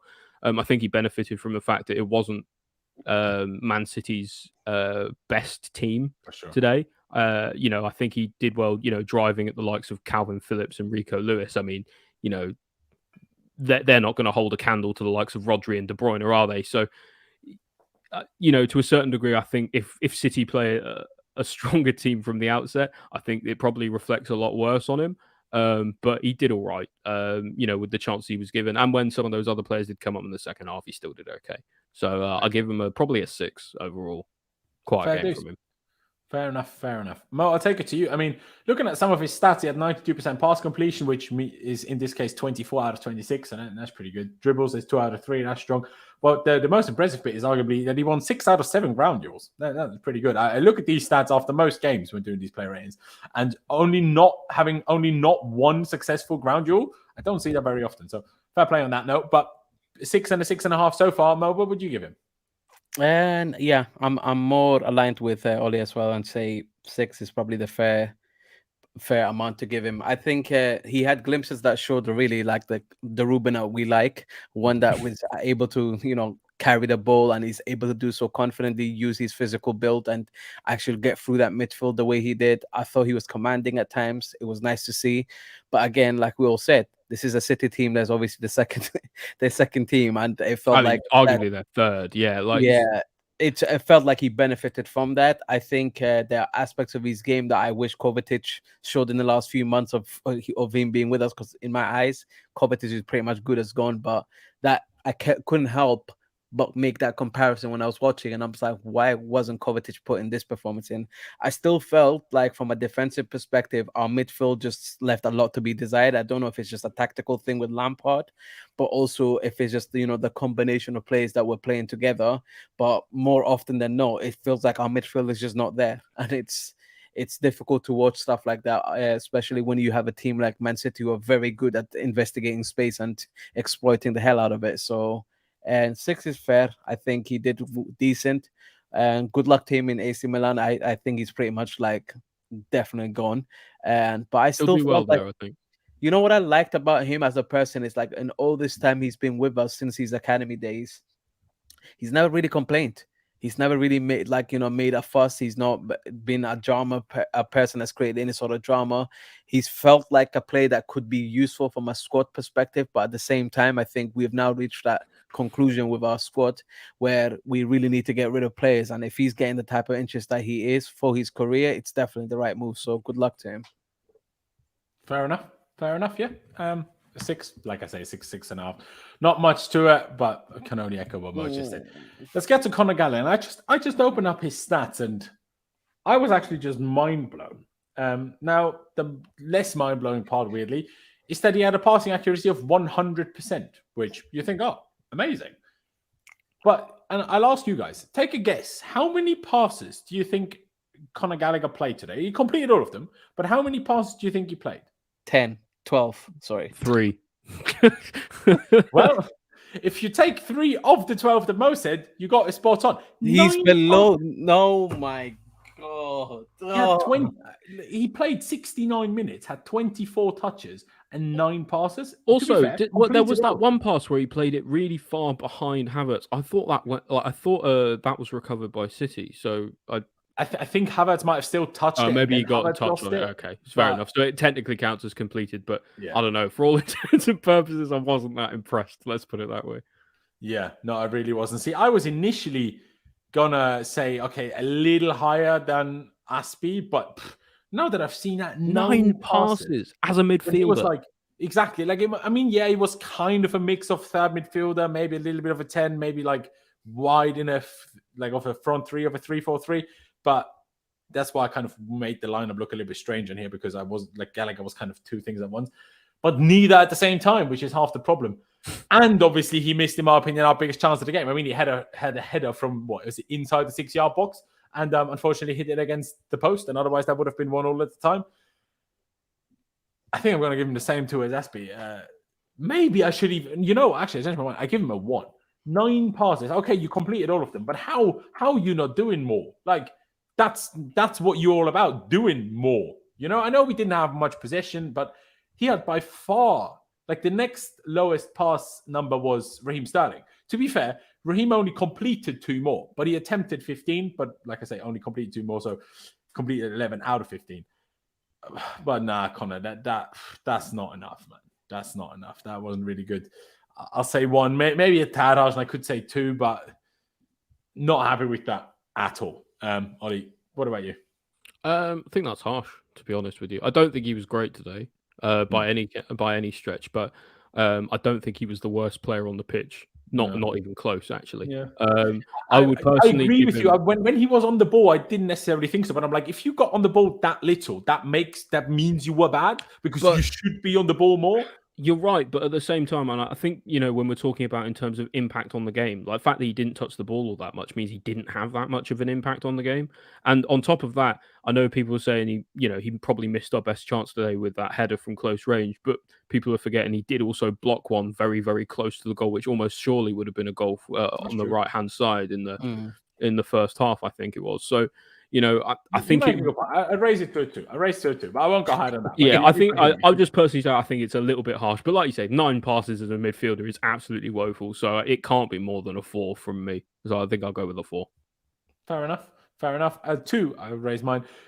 For myself, and a 4 for Molly. Mo, what would you give Gallagher? Currently sitting on a 3. Yeah, he's on a 2, mate. I swear to God, I've been so frustrated with this player.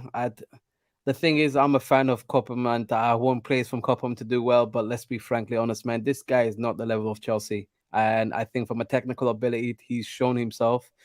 Other than cardio session every match, I don't know what he offers. I generally have no freaking idea what he does other than cover ground for us. I think sometimes you need that, but I think to a certain degree, it feels at times that like it's all he does. But it's weird because when Mason Mount first came into our team, that was one of the things he was associated with, and then he improved his game. And despite some haters always saying, "Oh, Mason Mount doesn't offer anything else," Mason Mount offers way more than Gallagher does, and it's so hard to watch this and compliment it because I'm like, it's not good enough. It is not good enough for you to just be a runner for the team, for you to press mindlessly the way you are, because he doesn't even do it intelligently. That's what annoys me. It's the fact that this player is just a player that's on the pitch as an extra player, but like you said, Oli, his impact is 0 to me. He does not impact the game enough for me, both on or off the ball. He's just an extra number at best. That is it.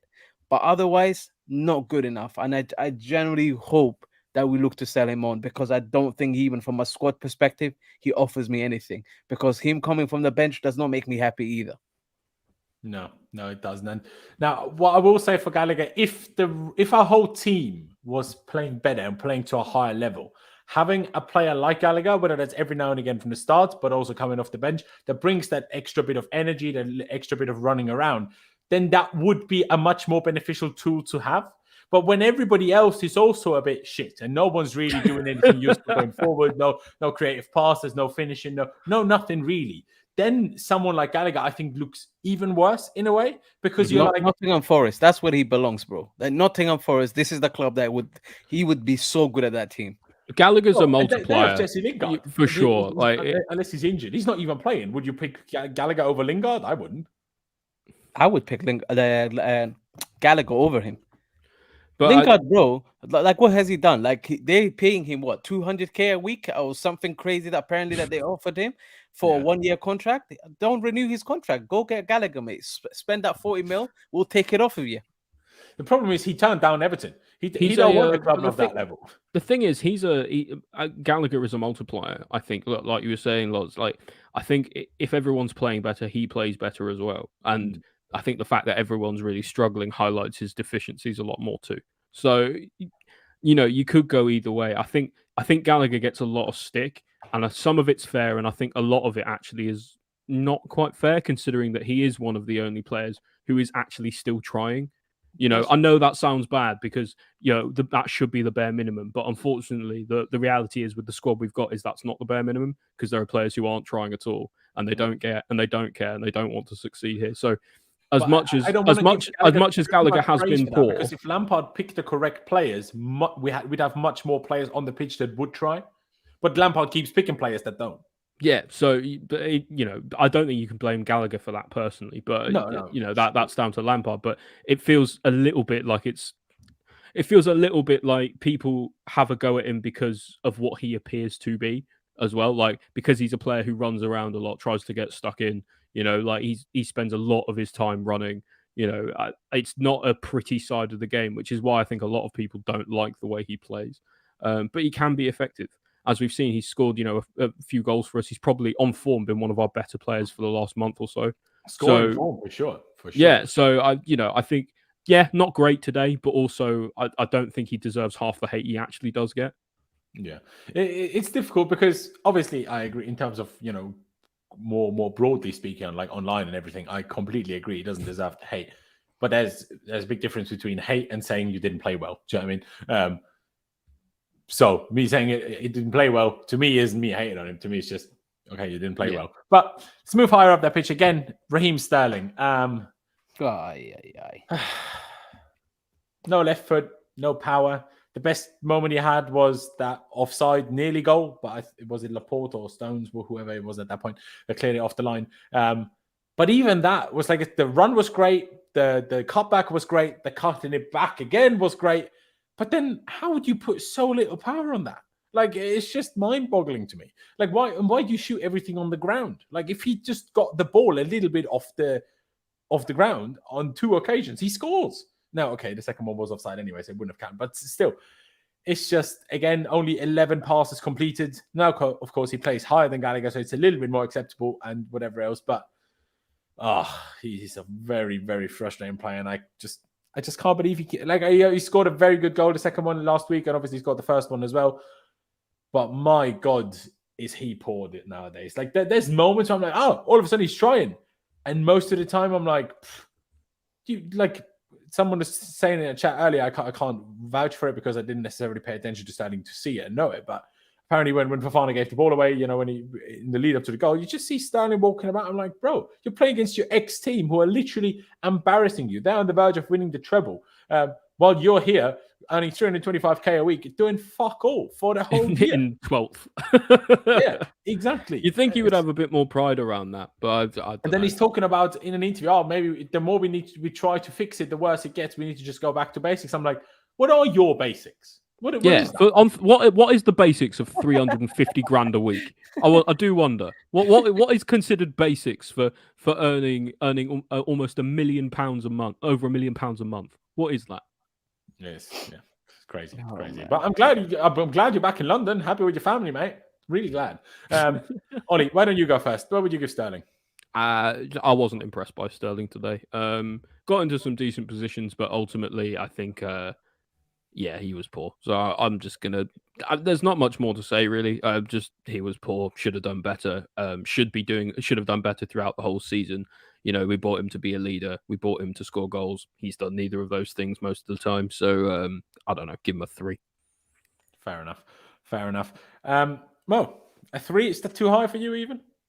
Considering Gallagher in the end ended up with less. Just 4 plus. 2 plus 2 plus 4 is 8 divided by 3 is 2.6, so 2.5 it was. And obviously, Azpi, do I think that these guys were worse than Sterling? Maybe not. What do you think? I think Sterling was better than those guys, I'll be honest. I still think I agree with you guys in the overall sense of things. We bought him to do better for us, and he's not done to what we're expecting off of him.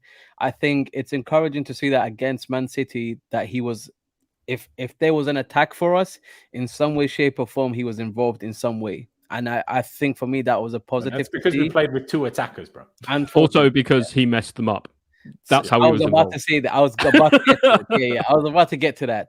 I still think he needs to freaking improve his finishing. His finishing can sometimes go from, wow, what a goal, to sometimes, what the fuck are you doing, my guy? Like, are you even a footballer anymore? It's literally, there's no in between with him. And that's where the shocking part is. There was a moment where I think a player tripped the ball onto him, and he literally just needed to pass to Havertz, still hits the Man City player, and it ended up being offside, if I remember correctly. But like, it's little moments that I'm just like, you cannot mess this up. And I think he used to frustrate Pep and that Man City team exactly the same way. But because they provided so much chances for him, it became a thing that they could put up with. When we are struggling for goals and dying for goals the way we are, it's so difficult to back this.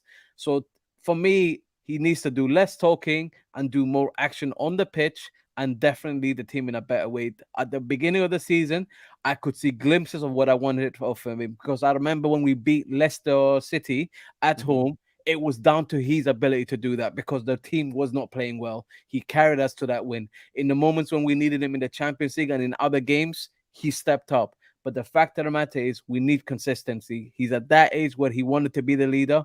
Now it's the time to actually show that. And today, for me, I'd give him a 4. I still think it was below average. It was still not good enough. But I at least was encouraged by some aspects of his play. Fair enough. I'm not really sure what Champions League moments he stepped up in, if I'm being perfectly honest, other than maybe that home game against Salzburg. But we drew that 1-0, didn't we? So scored against Dortmund this season. He scored against Dortmund, and there was another game. Did he score against Dortmund? Then I take it back. He scored the first goal, I think. There you go. No, fair play. I did forget. Yeah, I was more thinking a 2 again. You know, I was giving Aspie a 2, Gallagher a 2, and Sterling a 2. I think all 3 of them kind of want to give the same thing almost.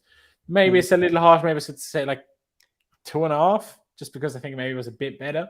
But I don't think it would be unfair to say he runs like a T-Rex, and an actual T-Rex today would probably do better. And considering they've been extinct for 65 million years, I think it says a lot. Yeah, there you go. Well, regardless of what exactly, give him 2, 2.5, remains at a 3 regardless. So a 3 he shall have. I don't really know what else I can add. Like I say, we're at a point where we're going to get to Havertz now. If Sterling just would either know how to lay a ball off properly, Havertz has a tap in, and we're talking about Havertz completely differently now. But Mo, I'll let you go first on Kai. Obviously, he played that one through ball to Sterling, which Sterling was Sterling's biggest chance. That was a good ball from Havertz.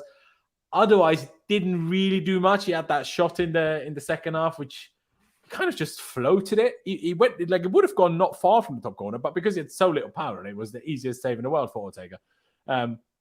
Could have had a tap in if Sterling squares it properly, but didn't. So I'm like, can't really give you credit for waiting for a tap in too much. So, what would you give Havertz on the demo?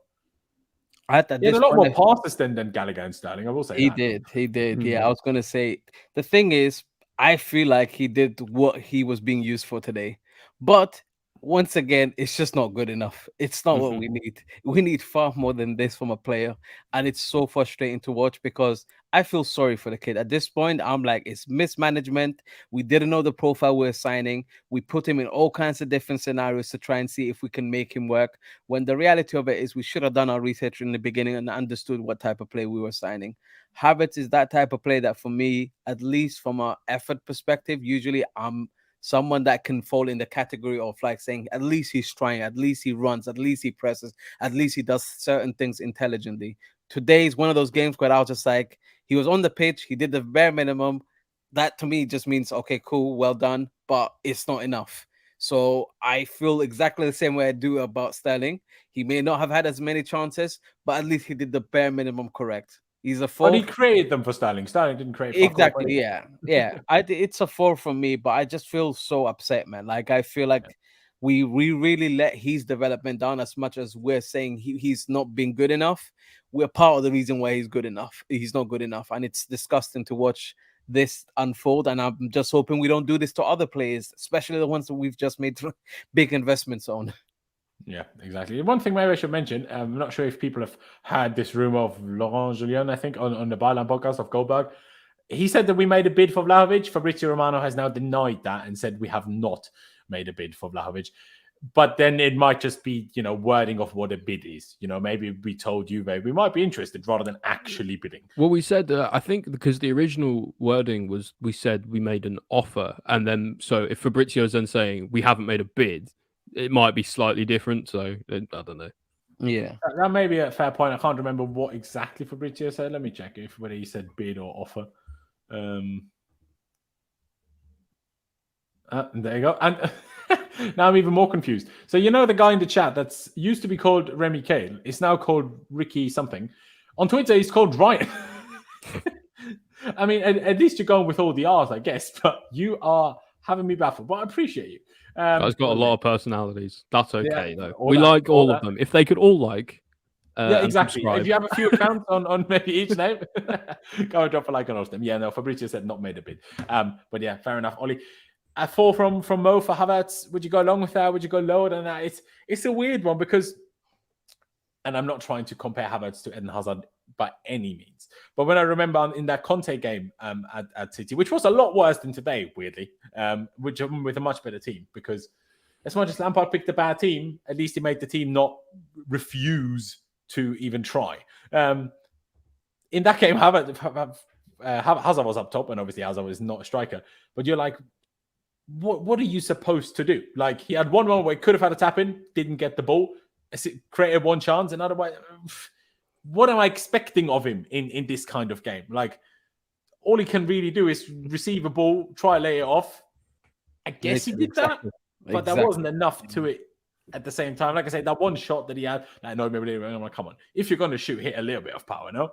But, Ollie, would you agree with the 4? Would you go lower? Would you maybe go higher? I doubt it, though. I would go a little lower. I would say maybe 3.5 personally, just from me for Havertz.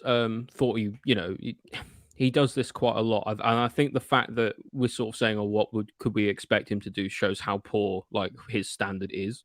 That we're all going, well, at least he's tall, at least he wins a few headers, at least he tries, so to a certain degree, like I see the points, but he may as well change his name to Casper for me, because he ghosts every game, more or less. Like he barely offers anything. Every now and then he scores a big goal, and I appreciate that. But ultimately, Mo's not wrong. We've misprofiled him massively. We continue to do so by not playing him where he plays best on the right-hand side. We've seen him play on the right-hand side several times this season, and whenever he has done, he's played really well. Playing him as this weird false 9 where he isn't really a striker, like his finishing isn't good enough to be a striker. His passing isn't good enough to be able to be like a mobile 9, the chances that he does create are, usually kind of low quality chances or poor chances. So, I don't know. I'm kind of sick of Havertz a little bit, and I wouldn't be upset if we sold him in the summer in the slightest, because I think he's got the potential to do really well elsewhere, but clearly it's not here. Thanks for the Champions League goal. We'll remember that forever, but also, today, just didn't exist.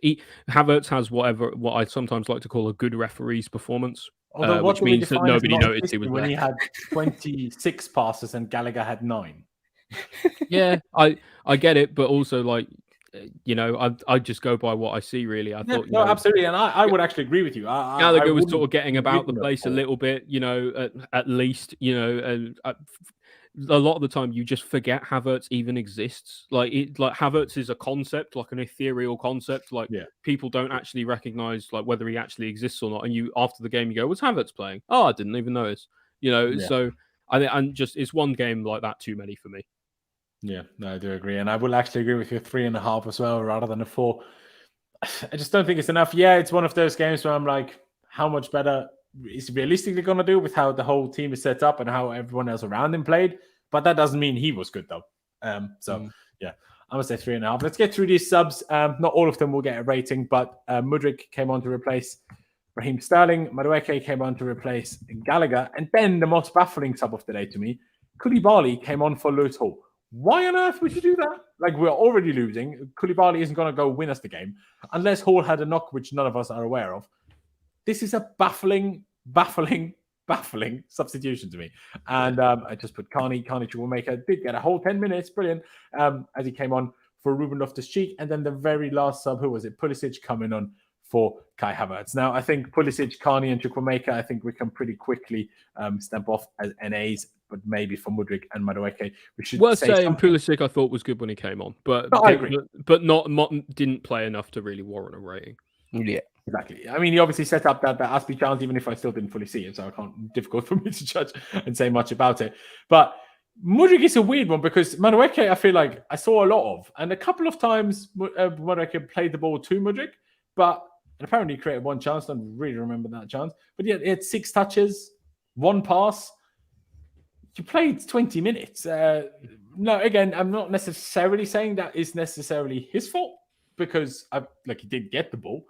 But it still always feels like, and it like maybe in the first few weeks that was a bit more understandable. I remember that West Ham game when a lot of us were like, why is Cucurella never passing to him and stuff? Like, we need to get Mudryk on the ball more, and I still stand by that. But it's almost a little bit concerning, maybe, the fact that we're now so many months into him being here, even if, in my opinion, he didn't get as many chances as he should have had or should have gotten.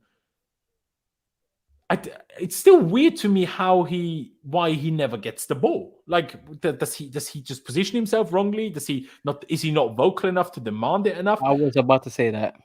Or is it that the whole team are set out for him because he's the fast guy? He's supposed to be the guy that receives the last ball rather than early in build up. I don't know if it's something to do with like the build up in and out of possession. I'm wondering if like he's supposed to like keep the width and his pace makes like but then still, if you keeps him honest, letting him create the width, surely give him the ball to use the width. Yeah, listen, I hear you, but it just seems that like I don't know. It seems that the way that we think he should be used and the way he is being used are two different things. And with Lampard's current managerial deficiencies, let's call it, that's maybe not a surprise either. Yeah, no, I agree. And honestly, I don't even know what rate him. I know he played 21 minutes, but 1 pass, 6 touches. Shall we just give him an NA as well? Because I don't think he may as well have not played, to be honest. It's his fault that he didn't receive the ball. So therefore, I would find it a bit harsh to say like 3 or 4, whatever now. For him, it's worth saying though that the game was kind of dead by the time he came on.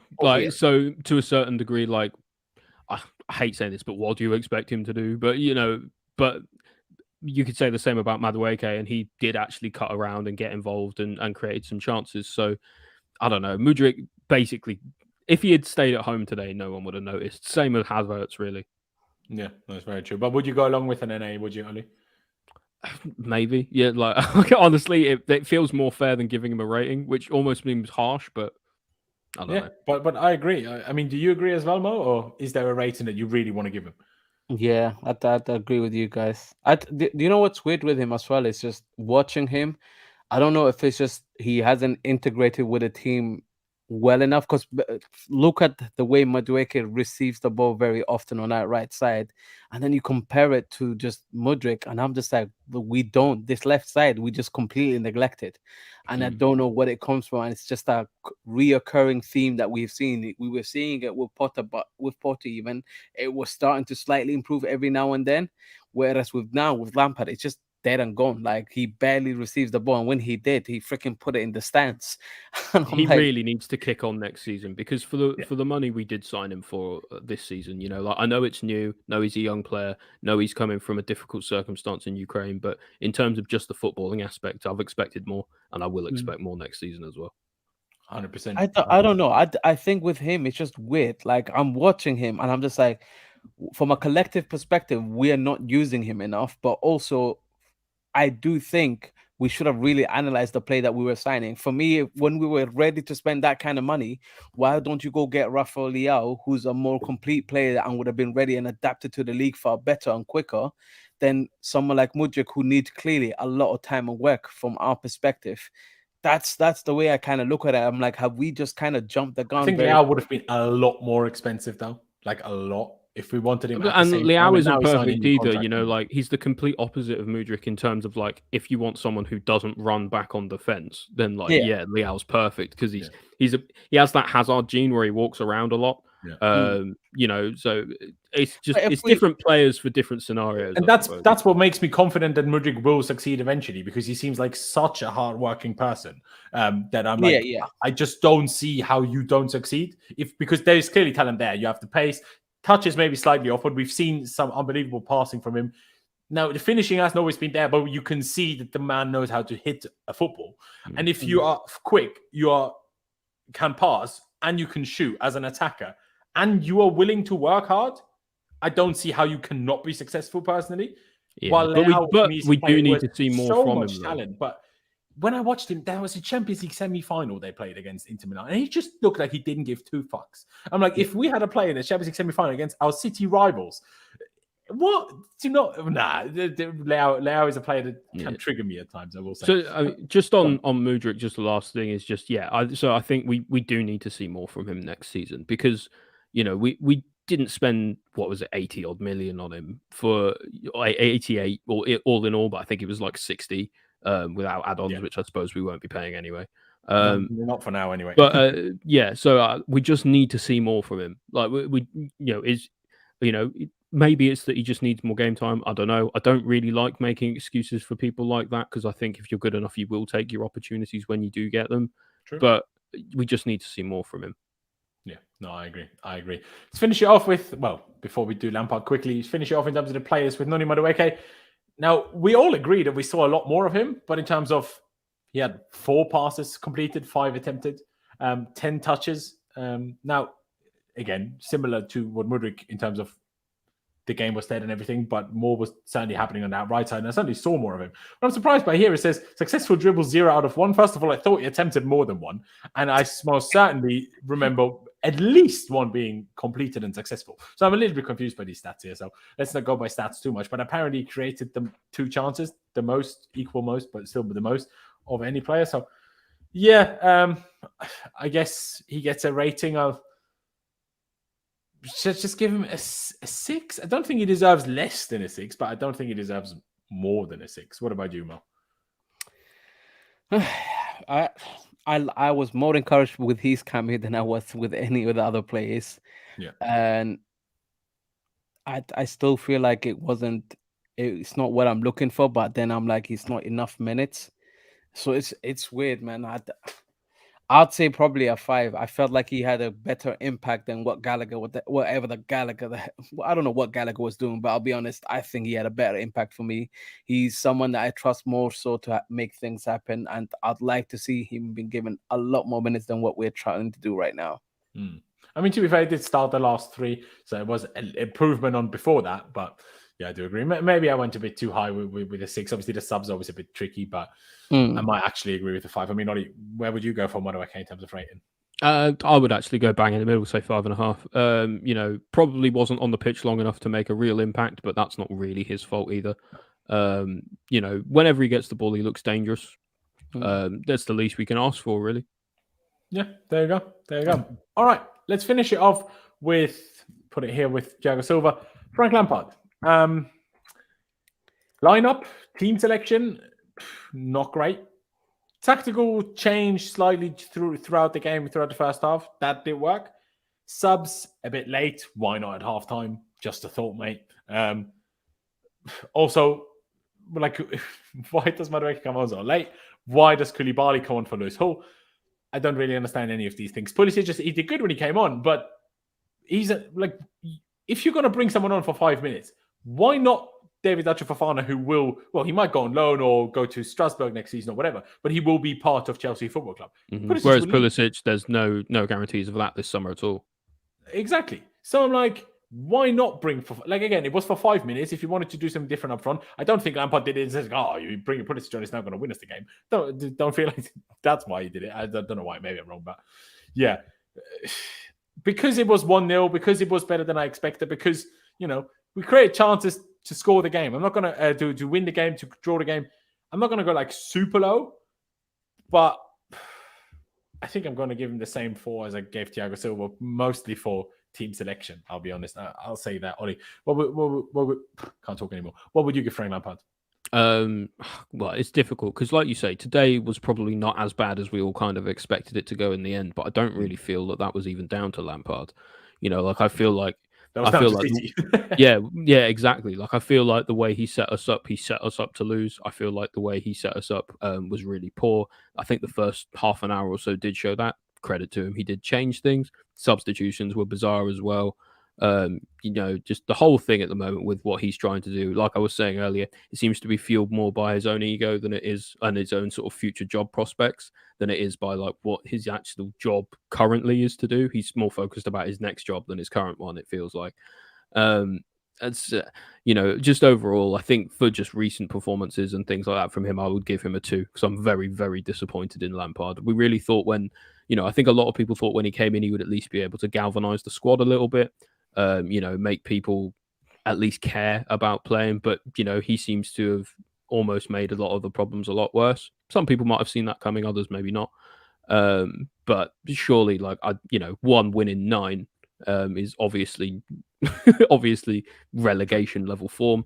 And we have absolutely nothing to tell us that this won't be the case, for the last 2 games of the season. And to be honest, when he does go, I don't think anyone will be upset. So no. 2. Fair enough. Maybe I did even go a tad high with my 4. Mo, what would you give Lampard? Okay, I'm gonna be very harsh. 0. I'm giving him 0, guys. I'm not happy. I think for me, from a manager perspective, you are the person that instills confidence in a team. You're the one that instills what you'd like to see from the team. More often than not, he's set up far too negatively. Lately, he was starting to show a little bit of change. Today, for me, he regressed completely again. And he gave far too much respect to a Man City team, which we already all thought, hey, we might get a spanking. It's not going to look good. Whatever the case, we just want to see an effort. And I felt like the effort, although on paper we can say, yes, we actually tried. We should have probably gone a draw or whatever. I felt like the lineup he put out was pretty much damage limitation and very much far too respectful for my liking. I felt like it didn't really make sense in line with what he said in the press conference about wanting to give chances to players that are deserving of it. He somehow played more players today that I felt like just generally we know their future is not with us. So why are you not giving these other players chances? And on the pitch as well, like I was saying earlier, the players look frustrated, confused. They don't look like the instructions they're being given actually make sense to them. Yeah. And it just says a lot really about Lampard as a coach. That I tweeted earlier that I can't believe Lampard is one of Chelsea's greatest ever players and one of their worst ever coaches. Yeah, it just doesn't make any sense to me. Like the duality. It seems like maybe he's more suited for that kind of sporting director role more than anything else, because that's more talking, less. Yeah, well, but that's the thing. It's like he can speak off of his own experiences as a player. He's very, humble and hardworking individual. Lampard. I don't think it's unfair to say that. So. And he as well, like a lot of these young players will basically worship the guy. So it makes more sense to have him in a role like that, where actually he's not making where he can make big level decisions for the club, because he's a smart man, but he just isn't a coach. Not for me. He's like he's almost a bit like Ralph Rangnick, in that actually he's probably better upstairs than he is on the touchline. Yeah. Or to me, as an assistant, that is like the vocal guy behind a manager who does all the tactics type thing. Who's not basically any job where he's not doing the tactics. It's sad. Exactly. You look at him and you can realize pretty much what you need to say about him immediately now. And I don't think management is for him. That's the conclusion. I feel upset that I have to say Felix that. Felix had a knock, by the way, people in the chat. Say again? Sorry, I was just saying to the people in chat, Felix had a knock. That's what I was going to just get to that, but I just think Frank Lampard he needs to put his ego and pride aside and generally make the right call for his life going forward. And I don't think it lies in management. I think maybe coaching, maybe assistant, maybe punditry. Yeah, all of those things. I think he will have a significant impact on. But now, as things stand, I don't think from a management perspective he's ready whatsoever. Shouldn't get another job after this, at least not for a long time, and certainly not in the Premier League. He needs to go back to basics. For him, right? If he needs to be abroad, we are kind of the ones that ruined it for him, aren't we? Because if he got more time in the Championship, he would have certainly developed his graft a lot better. But because we then took him to Chelsea, that meant he has now a certain level of expectation of a job. Now I know he took on Everton in a relegation fight, but still a big club in Everton. And that's his problem now. What he realistically needs is a lesser club, not necessarily saying lower league. It doesn't need to be a championship thing, but I think it does. Less pressure where he can graft if he wants to still somehow make it as a proper good manager as well. But at this point, I don't really see it. But like Ollie said, Pete, Joao Felix had a knock, and that's why he was not in the squad today. He wasn't just not picked. That would have been a bit mental. Mental because not even in the squad, that would have been a bit mental. But ladies and gentlemen, we're going around this one out. Please do check out my wonderful guests down in the description below. Ollie's Twitter, of course, you can see it on screen, as well as his podcast at The Bridge Pod, and of course Mo's Twitter as well. All link down in the description. We actually have do we game again this week? Who would have thought? Not going to have any of those next season, so let's Do you know what? Enjoy one At and the very after, yeah. least, that means by this time, like in a week or so, our season will be dead and over and finished. And we can all celebrate for exactly. finally seeing I'm the tired, very end. bro. I am so tired of this season. Exactly. At this point, I don't even think we're going to announce Poch before the season's done. So that's another thing where I'm like, we sacked Poch in early April, was it? Or was it still late March? Whatever it was. This stuff isn't going to be due by the time we fucking announce it. Chances are we're going to announce it after he's coached a fucking soccer raid. I wouldn't even be shocked by that at this point. My days. Do you know what? They'll probably do better than we will. As well. Probably. He's going to have chunks running up the wing. Is soccer raid at Old Trafford again, as it usually is? I don't know. I actually have no idea. Me neither. But he will probably get a better result with his soccer A team there than he will with us. Because as much as we can criticize Lampard for being a bad coach and everything, even at the best of times, even with the best of coaches, we don't tend to get results at Old Trafford.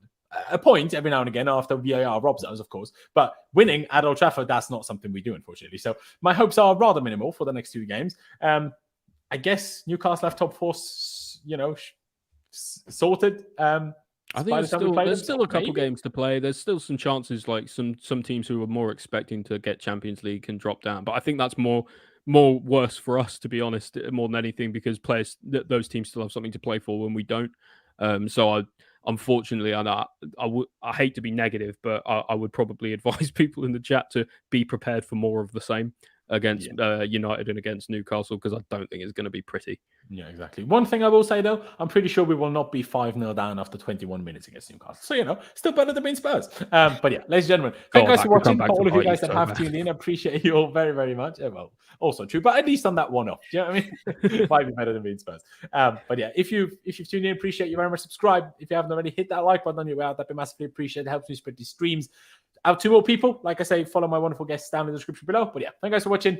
Up to Chelsea, upwards and onwards, and we'll see you. Big up.